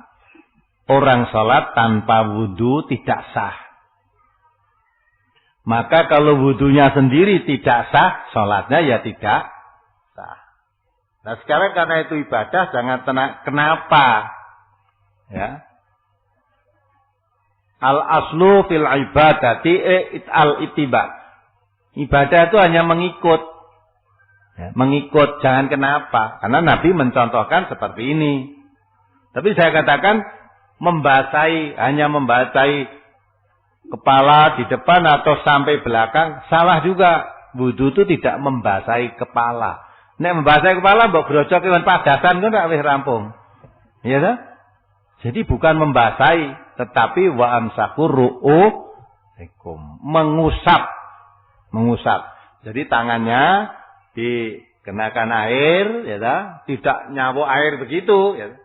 Dicelup di air itu terus dibasahi tangannya tadi, terus diusapkan kepala dari tumbuhnya rambut bagian depan ini sampai ke belakang tengkuk, kembalikan lagi ke depan. Itu wudu cara Rasulullah. Ya. Bukan membasahi, tangannya basah dulu, membasahi tangan, terus disapkan di kepala. Kalau membasahi kepala kan apa itu? Wudu pokoknya kepalanya basah mbok celupke kolah blung ngono wis. Malah rata kabeh. Ya, dari depan sampai belakang rata kabeh wis selulup kok. Nah, boleh jadi mengusap kepala. Dari depan sapu ke belakang, kembali lagi ke depan. Apalagi? Ketika sholat bersama-sama di aula, sering ada anak-anak yang batal karena buang air. Tetapi anak yang batal itu tidak mau wudhu lagi. Dia hanya tayamum, yakni mengusapkan tangannya ke lantai. Padahal air untuk wudhu tersedia. Apakah tayamum selama airnya ada itu boleh, Ustaz? Apakah sholatnya sah bila hanya tayamum? Kamu pelajari, kamu baca lagi brosur Ahad. Ya. 11 Januari 2004. Tak kon bendel brosuri ben ngono kuwi lho, ya toh? Ilmu sebenarnya sudah ada, yang kamu tanyakan itu di brosur 11 Januari 2004 sudah diterangkan itu. Siapa yang boleh tayamum itu sudah diterangkan, maka kamu pelajari dulu. Kamu pelajari lagi di situ beserta dalil-dalilnya. Nanti kamu akan tahu, kalau sudah tahu kan nggak akan tanya. Apalagi? Apabila salah satu orang tuanya belum sholat, apakah doanya juga Rabbighfirli wali walidayya warhamhuma kama rabbayani shaghira? Oh tidak. Doa itu kalau kedua orang tamu sudah sholat semua. Kalau belum ya doanya sendiri. Bapaknya, umpamanya yang sudah sholat dimohonkan ampun, boleh. Kalau ibunya belum sholat, dimohonkan supaya Allah membuka hidayah pada ibunya supaya mendapat hidayah masuk Islam. Nah itu. Doa tidak harus dengan bahasa Arab, bahasa Jawa boleh, bahasa Indonesia boleh kok. Ya Allah, bukakanlah hidayah untuk ibu saya, untuk masuk Islam, menjadi orang yang baik, mau mengerjakan sholat dengan tekun, jadi hambamu yang ikhlas menjalankan agama, boleh. Ya. Kalau bapakmu sudah sholat, ya boleh dimohonkan ampun, ya Allah, ampunilah dosa bapak-bapak saya. Nah gitu. Sehingga yang dimohonkan ampun yang Islam, yang tidak Islam tidak boleh dimohonkan ampun. Apalagi? Saya membaca buku Himpunan Putusan Majelis Tarjih Muhammadiyah. Ada beberapa hadis yang mengatakan bahwa makmum yang masih mendapatkan imam rukuk selagi masih belum bangun dari rukuk itu masih dihitung 1 rakaat. Hadis tersebut sebagai berikut. Wali hadits Syaikhaini an Nabi Hurairah anan Nabiyya sallallahu alaihi wasallam qala man adraka rak'atan minas sholati ma'al imami faqad adraka shalah. Wa fi riwayatid Daruqutni alladzi shahahahu Ibnu Hibban man adraka rak'atan minas sholati qabla an yuqimal imamu sulbahu faqad adrakaha. Dan karena hadis riwayat Bukhari dan Muslim dari Abu Hurairah bahwa Nabi sallallahu alaihi wasallam bersabda, barang siapa mendapati rukuk daripada sholat bersama imam, berarti dia telah mendapati sholat atau rakaatnya sempurna.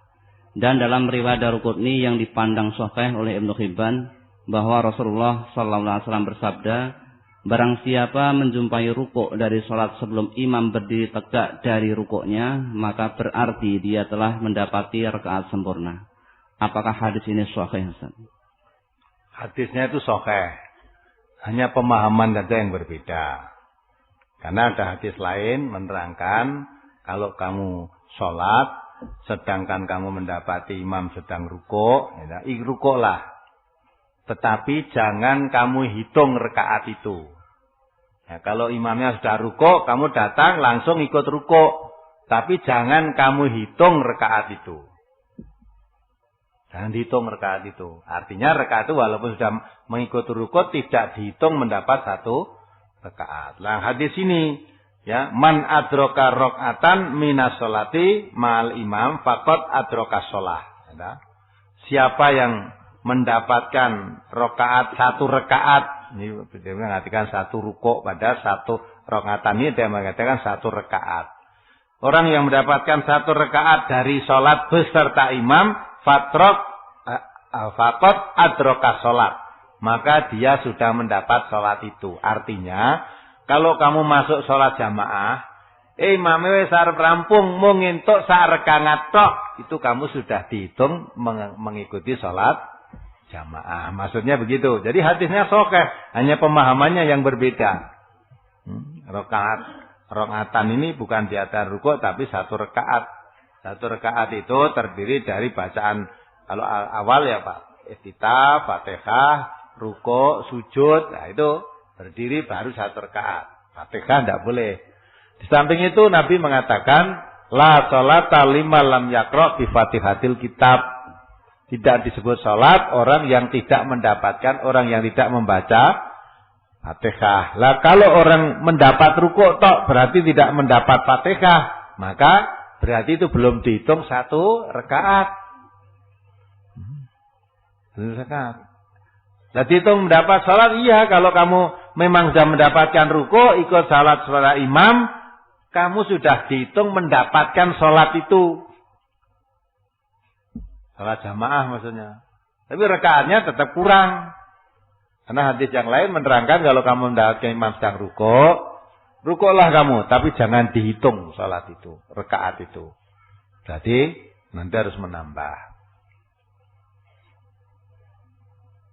Ya karena hadisnya sahih, pemahaman yang berbeda ya terserah aja, terserah.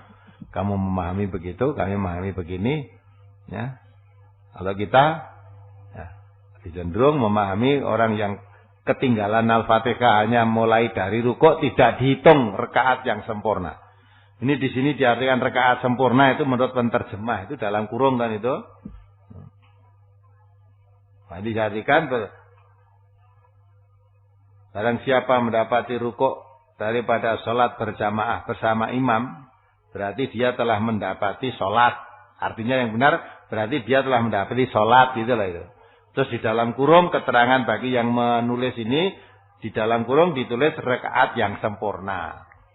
Nah, itu yang betul faqad adraka sholat. Nah, sungguh kamu telah mendapatkan sholat. Sholat yang kamu ikuti itu sholat apa? Sholat jamaah. Karena dari itu 1 rakaat sudah dihitung kamu masuk sholat jamaah. Apalagi? Assalamualaikum Ustaz. Waalaikumsalam warahmatullahi wabarakatuh. Pak Adnan saya Pak. Oh iya, mari Pak Adnan. ada dua pertanyaan. Yang pertama, saya ingin menanyakan apakah hadis yang saya sebutkan ini nanti sahih atau tidak. Yaitu pada zaman dahulu, zaman sahabat, ada dua orang karena sesuatu hal itu berlindung masuk ke dalam gua. 3 orang. Pada waktu itu ada batu besar menggelinding menutup pintu gua, menjatuhi pintu gua. Nah, dua orang ini kemudian mau membuka batu itu, tidak kuasa, ya, tidak bisa terbuka. Nah, kemudian setelah dua orang itu menyatakan kepada Allah begitu, amal-amal yang ikhlas yang pernah dijalani begitu, kemudian orang ini mendorong sedikit-sedikit bisa terbuka. Nah, apakah hadis ini sahih atau tidak? Itu pertanyaan yang pertama. Jadi pertanyaan pertama ini nanti kalau misalnya sahih, berarti hadis ini bisa kita jadikan pelajaran bahwa kalau kita punya amal-amal yang katakanlah amal-amal yang ikhlas begitu dalam tanda kutip, nah ini kan bisa berkumpul untuk mendoakan agar ini dajjal di dunia itu bisa sirna begitu, Ustaz. Analog saya. Kemudian yang kedua, menyambung tadi yang batal sholat tadi. Nah, kalau kejadiannya ini di lapangan begitu untuk sholat id begitu.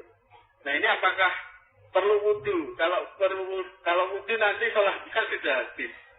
Nah, ini apakah kalau ketika tayamum di lapangan itu boleh atau tidak gitu. Terima kasih. Assalamualaikum.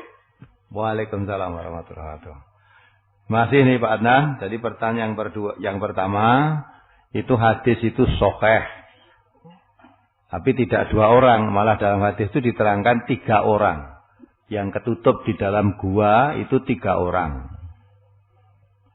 Kemudian mereka berwasilah dengan amalnya itu. Nah, itu ada hadisnya itu sahih. Jadi 3 orang tadi, yang satu dia pernah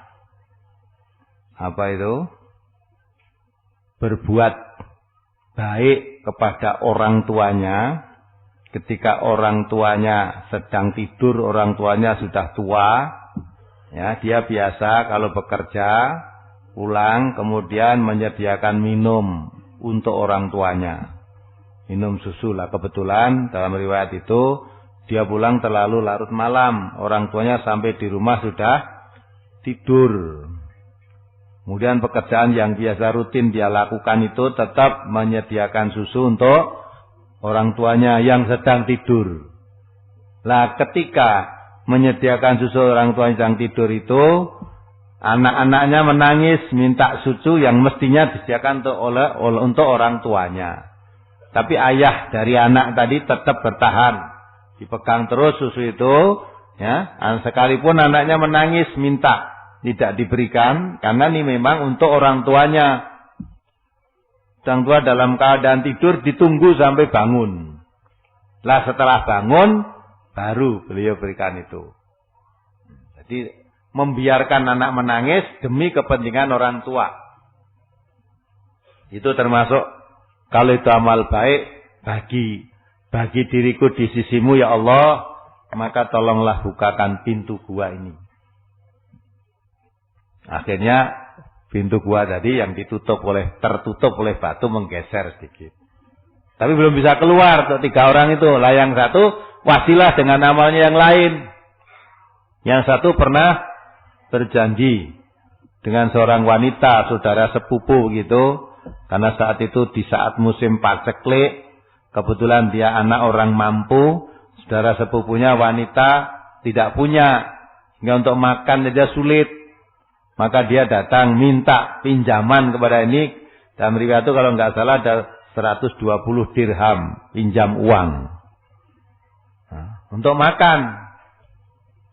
Nah, laki-laki yang dipinjamani mau meminjami, tapi dengan janji kalau kamu nanti mau menuruti saya seperti layaknya suami istri, adakan hubungan seksual. Nah, pada saat itu dia mau.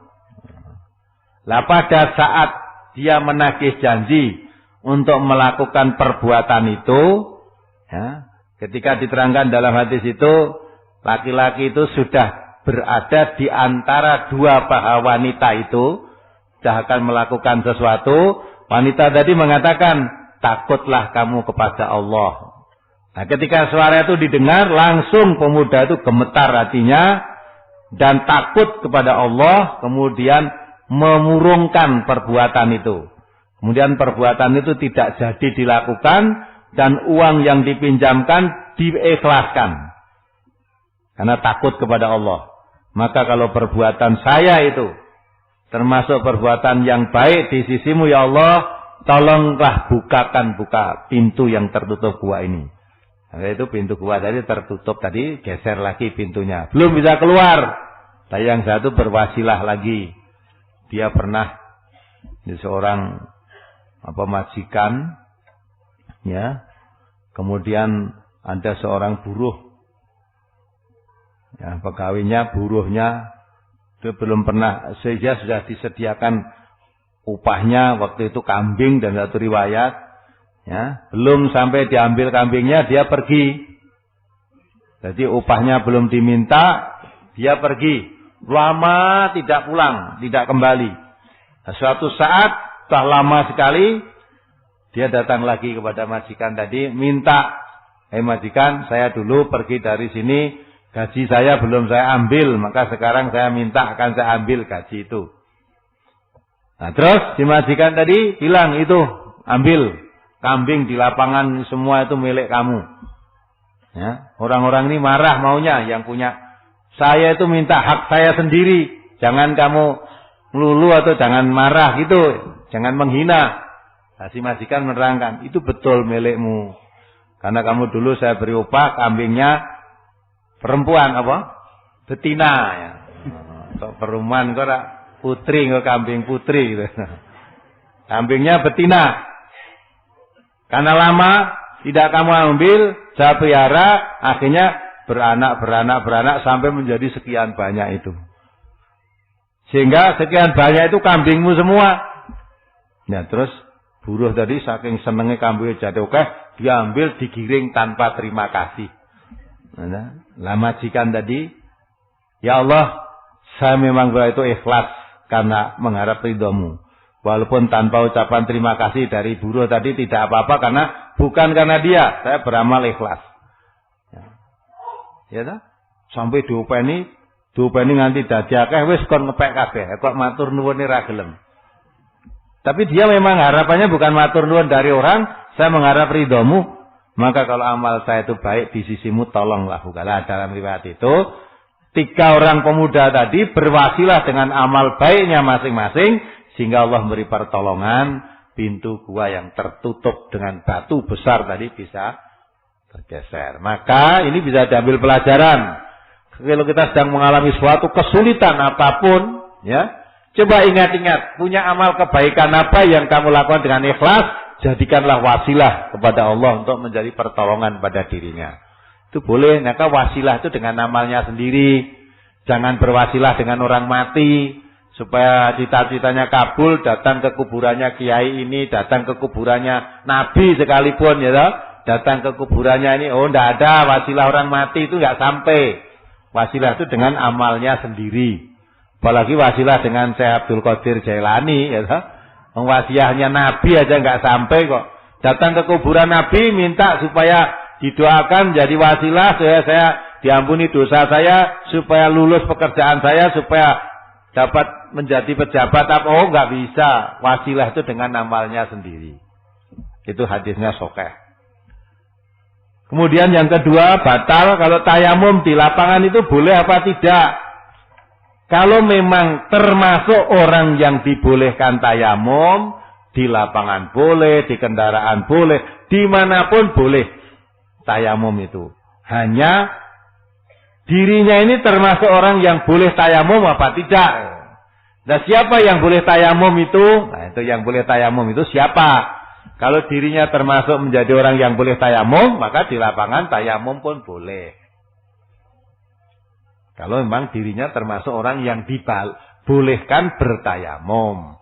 Sebaliknya, kalau memang dirinya tidak termasuk orang yang dibolehkan bertayamum, maka tayamum dimanapun tidak boleh. Karena memang tidak termasuk yang dibolehkan.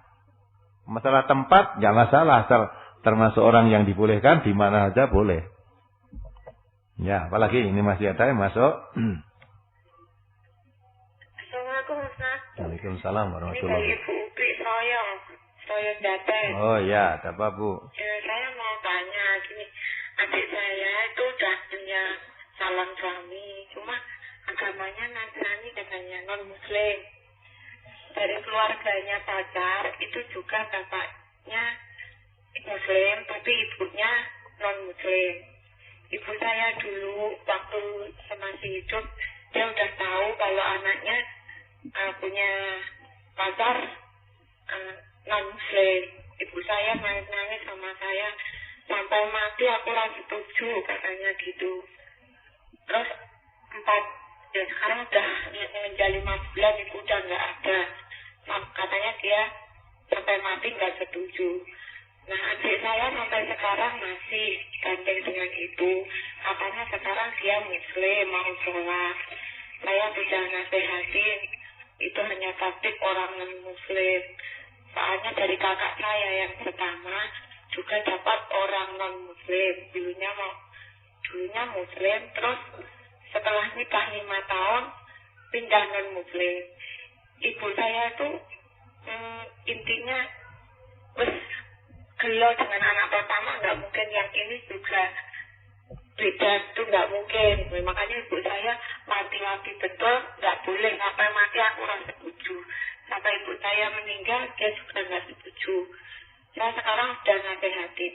Kalau adik saya meneruskan, apakah adik saya termasuk durhaka pada orang tua, Ustaz? Soalnya bapak saya juga sakit stroke, udah nggak ingat apa-apa. Kasih Ustaz, kira-kira nasihatin adik saya tuh yang bingung, yang nggak mau tahu kan. Dari kakaknya adik saya juga yang ketiga tuh juga nasihatin, tapi nggak didengerin gitu. Makasih Ustaz. Ya. Assalamualaikum. Waalaikumsalam warahmatullahi wabarakatuh. Ya, mudah-mudahan adik ibu ikut dengarkan ini. Jadi adik ibu itu tidak hanya durhaka kepada ibu atau bapak. Itu termasuk durhaka kepada Allah. Jadi wanita muslimat haram hukumnya nikah dengan laki-laki non-muslim. Haram. Haram itu berarti tidak boleh dijalankan. Kalau dijalankan berdosa, nikahnya tidak sah. Ya. Nikahnya tidak sah. Dan di pemerintah Indonesia juga tidak ada yang mau menikahkan yang beda agama. Kalau wanita tadi, adik ibu tadi perempuan, laki-laki yang mau ngambil itu Kristen atau Katolik, itu tidak bisa nikah itu. Di pemerintahan ya tidak bisa. Tidak bisa. Lah akhirnya, kalau menurut kepingin mendapat catatan buku dari pemerintah, akhirnya pemerintah memberi jalan keluar, tidak usah nikah tetapi dicatatkan di catatan sipil, tidak usah dinikahkan. Cuma peresmian perzinaan. Ya, mulai hari ini Minggu tanggal 6 bulan Agustus, si fulan saya catat resmi menjadi gundiknya atau demenana. Nah itu, jadi dicatat resmi perzinaan yang dikasih buku gitu. Tidak nikah itu, tidak sah. Maka itu durhaka kepada ibu, ayah dan kepada Allah. Karena Allah yang melarang. Dan apa yang katakan ibu itu betul, itu taktik mereka. Ya. Yang penting itu termasuk kalau menurut Ibu Irena Handono dulu ya, yang dulunya Katolik masuk Islam itu. Dia termasuk program mereka, program gereja. Jadi putri-putrinya atau putra-putranya untuk menggait. Kalau dia seorang laki-laki, kawin dengan wanita muslimat. Kawinnya nanti mau aja, mau Islam, kawin saya mau. Tapi setelah saat punya anak, 1, 2, kembali pada Kristen lagi. Nah wanita biasanya, kalau sudah punya anak, ya dah, terus diajak ke Kristen tidak mau, suaminya kan nek kowe ra gelem nyelu agamaku tak pegat. Dia timbangane dadi rondo ra duwe bojo, pilih kelangan agama kan itu kan. Umumnya wanita begitu, aku timbang kelangan bojo, pilih kelangan agama kok. Akhirnya dia meninggalkan Islam menjadi orang Kristen kan. Itu maka dilarang. Islam melarang yang begitu itu. Nah, cari laki-laki yang muslim, yang taat banyak. Mengapa cari laki-laki yang kafir? Jadi itu kalau ditanyakan tentang agama, hukumnya haram, tidak boleh. Dinikahkan oleh siapapun tidak sah. Kalau dia mau masuk Islam hanya karena nikah itu pun tidak sah, Islamnya tidak sah. Kalau maunya nikah hanya karena Islam hanya karena nikah. Setelah itu nanti kembali lagi jadi kafir lagi itu. Tidak sah itu. Ya, apalagi? Assalamualaikum Pak Ustaz. Waalaikumsalam warahmatullahi wabarakatuh. Dari mana ini? Ini dari Masaran. Oh, Masaran ya. Yang pertama saya mau tanya bagaimana hukumnya bermakmum dengan makmum masbuk. Itu yang pertama. Yang kedua, istri saya itu hamil sudah 4 bulan. Dan saya memang sudah meneguhkan hati untuk tidak mitoni. Tapi saya ditanya orang tua istri saya maksudnya, apa mau ditanya apa enggak, dan saya jawab tidak. Terus itu kalau kamu mau mitoni karena itu anak saat itu tanggung jawab saya dan saya yang akan mitoni. Bagaimana dengan sikap saya mesti yang baik? Terima kasih. Assalamualaikum warahmatullahi wabarakatuh. Waalaikumsalam warahmatullahi wabarakatuh. Jadi makmum dengan orang makmum masbuk itu boleh aja. Jadi tadi saya makmum masbuk ketinggalan. Imamnya salam, saya meneruskan kekurangan rakaat saya. Nah, kemudian ada orang datang makmum di belakang saya, boleh. Tidak ada salahnya. Karena dia mendapatkan orang sholat sedang dia juga mau sholat. Ikut saja makmum di belakangnya. Jadi makmum kepada makmum masbuk boleh. Jadi tadi makmum, jadi makmum masbuk terlambat. Imamnya selesai, kita meneruskan. Sekarang ada orang mau sholat. Lah makmum ini diangkat menjadi imam. Sekarang dia menjadi imam, bukan makmum lagi. Itu boleh. Sah juga sholatnya. Kemudian masalah mitoni. Ini laisa minal Islam. Malah banyak mengandung kemusyrikan. Maka tepat kalau bapak mengatakan tidak usah dipitoni. Nah, atau ibunya protes, gitu. Wong kuwi anakku, nek kowe ra mitoni aku sing mitoni, gitu. Nggih Bu, niku anak panjenengan mung diparingke kula, niku bojo kula, gitu. Nah, boleh. Kalau ibu mau mitoni silakan di rumahnya ibu. Enggak usah nyangkut-nyangkut dengan istri saya, kan gitu kan? Nah, kalau ibunya mau mitoni mbancai dikandani ora kena ya silakan saja. Tapi anak tidak usah membantu, tidak usah datang, tidak usah membantu apapun di situ. Karena itu perbuatan musyrik. Allah mengatakan wala ta'awanu 'alal itsmi wal udwan. Jangan bantu-membantu dalam perbuatan dosa dan pelanggaran. Itu satu pelanggaran aturan Allah. Maka kalau mitoni, kita tetap tidak mengadakan, orang tua kok mengadakan, ya silakan saja. Kita tidak usah membantu materi atau membantu tenaga, tidak usah. Kalau kita membantu, namanya membantu dalam kemungkaran.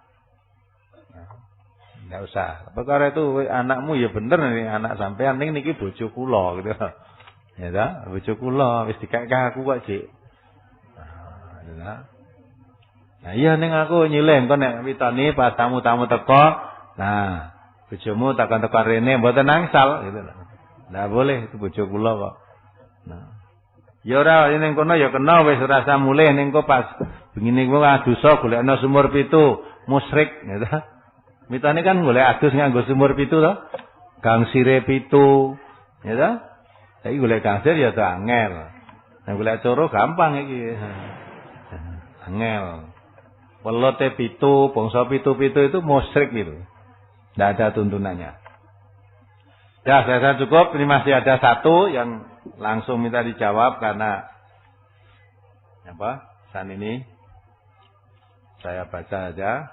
Saya sebagai anak seringkali mendengar bapak dan ibu bertengkar. Bapak ibu ini padu itu. Masalahnya bapak saya ingin menikah lagi. Sementara ibu tidak mau dimadu. Jadi istri kedua. Begitu pula kami sebagai anak-anaknya. Karena saya yakin seumpama pernikahan ibu terjadi, pasti bapak akan berlaku tidak adil terhadap kami. Kami sekeluarga berharap keluarga kami bisa rukun dan utuh kembali. Mohon Al-Ustaz menerangkan, memberi tunjuk kepada keluarga kami. Kembali rukun dan bapak tidak menikah lagi. Kowe ora mudeng ya dah. Ya dah. Bapak mau menikah lagi, Mbah Ruf ini enggak ada ya. Mbah yang kemarin di sini tuh umurnya 98 tahun. Itu masih nikah lagi. Ya, anaknya untung semuanya sudah ngaji. Bapaknya mau nikah lagi malah ngewangi golekke. Ya nek anake ora ngaji lho, Mbah wis tuwae nikah areng nggo apa lah gitu. Nah kok areng nggo apa iku ora ngerti gunane bojo kan itu. Nah, maka dia nikah didukung oleh anaknya. Dorong. Ya, malam minggu nikah, minggu pagi tidak ngaji. Ya. Nah, sekarang ini tidak mungkin beliau nanti mau datang ke peresmian di Karanganyar sana, kan rumahnya Karanganyar Bapak ini. Nah, sore ini tuh Rono pun tidak kesel mungkin gitu. Tapi beliau termasuk rajin. Jadi kalau Bapak mau nikah lagi, ya dah, itu hak Bapak. Agama memang membolehkan. Tapi ibu juga boleh mengingatkan jangan nikah lagi karena ibu yang mengetahui kondisinya bapak. Long di bojo siji ra kopen kok arep nikah meneh. Misalnya ya, punya istri satu. Ning ora tau dikai nafkah kon golek dhewe, ngopeni anak malah makan dhewe, lha kok bapak arep nikah meneh. Mula anake nganti ngerti iki mesti ora adil. Sebab sing saiki ora iso ngopeni kok golek. Lah itu kan kalau ibu usul jangan nikah lagi karena kamu tidak ada kemampuan untuk memerintah itu, kasihan pada bapaknya. Kalau nanti tidak, berarti bebanmu tambah berat. Namun demikian kalau itu nekat, ya, itu urusan bapak sendiri. Urusan bapak. Ya. Jadi jangan menghalangi kalau bapaknya mau nikah. Kalau mengingatkan supaya berbuat adil, boleh. Karena adil itu jenjang terdekat dengan takwa. Kalau kamu nikah lagi tidak bisa berbuat adil dengan keluargamu, istrimu yang pertama, kedua, itu enggak bisa adil, dikatakan oleh Nabi nanti datang di hadapan Allah pundak esok miring. Nah, kita bangkitkan dari kubur melaku di sana itu pundak sengkleh miring. Mirip pundak sengkleh miring iki wong di bojo adil iki ya. Jadi enggak boleh, tidak adil itu tidak boleh. Tapi melarang tidak boleh juga. Istri kalau suaminya mau nikah melarang tidak memang diruangi padu-padu ya enggak. Kalau memang itu dibenarkan oleh agama, jangan dilarang. Tetapi kalau memang tidak dibenarkan agama, juga jangan manut saja. Istri berhak juga untuk usul itu. Boleh. Daripada kamu berlaku tidak adil, kalau memang kamu nikah lagi, lebih baik saya cerai. Ceraikan saja saya. Wong kowe selama ini ya, sing jejeke rumah tangga iki sing makani sing ngopeni malah aku. Lah kowe ora tau nyambut gawe, mangan tak cadong kok malah nikah meneh. Ya ta? Lah maksudku ora ngeboti kowe. Misalnya soalnya tadi, mendino kowe goleke pangan aku, tak kawin meneh kok ganti wangi goleke pangan aku bukono. Nah, itu sampai yang begitu itu namanya tidak bertanggung jawab. Ya ta? Lah begitu boleh nikah enggak? Kalau kondisi macam itu mau nikah haram hukumnya. Enggak boleh, berarti kamu tidak ada tanggung jawab. Ar-rijal qawwamuna 'alan nisa. Kalau kamu nikah tujuannya gandul ben dupeni kono dupeni kene, enggak boleh itu. Tujuanmu nikahmu sudah enggak menunjukkan laki-laki sebagai pemimpin dalam rumah tangga. Tapi mau gandul sana, gandul sini. Kena ning kene ra kupen mulih rono. Kena mateng boleh masak, urung mateng malah berasir wong entuk malih rene neh. Nah, wong karepe mangan rono, mangan rene, itu bukan suami yang baik. Nah, kalau memang kondisi semacam itu, istrinya melarang, boleh. Menyampaikan, jangan nikah, kamu nanti nggak akan mampu ngopeni. Kalau nikah, sudah, kamu lepaskan saya saja. Boleh nyambut gawe, tinggal ngopeni bojomu sing kono tok. Nah, itu boleh juga.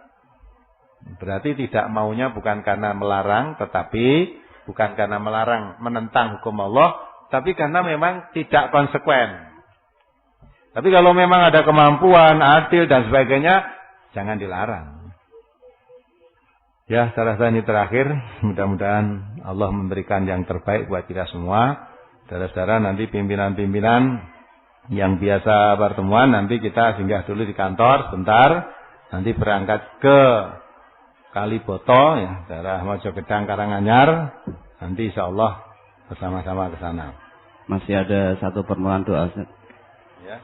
Kepada yang terhormat Al-Ustaz dan segenap peserta akad pagi, telah meninggal dunia Mbah Truno, umur 97 tahun, ibunya Bapak Selamat, pengurus cabang Grogol 5. Pada hari Sabtu tanggal 5 Agustus 2006, jam 14, dan telah dimakamkan pada jam 17, insya Allah menurut ajaran Islam semaksimalnya. Maka dari itu kami memohonkan doa kepada Al-Ustaz untuk mendoakan dan juga kepada segenap akad pagi. Mudah-mudahan amalnya diterima oleh Allah dan diampuni dosanya. Mari kita doakan. Allahumma firlaha warhamha wa'fu'anha wa akrim nuzulaha wa wahsim mafallaha wa silha bima'in wasatin wa baratin wa naqihna khataya kama yanaqas sawbal wa yatimna tanas tilha taran khairan dari wa ahlan khairan ahli wa zawjan khairan wa zawjiha waqtiha wa nataqadri wa nakana. Sudah, mari diakhiri. Alhamdulillahirrahmanirrahim. Subhanakallahumma wa bihamdika asyhadu an la ilaha illa anta astaghfiruka wa atubu ilaik. Assalamualaikum warahmatullahi wabarakatuh.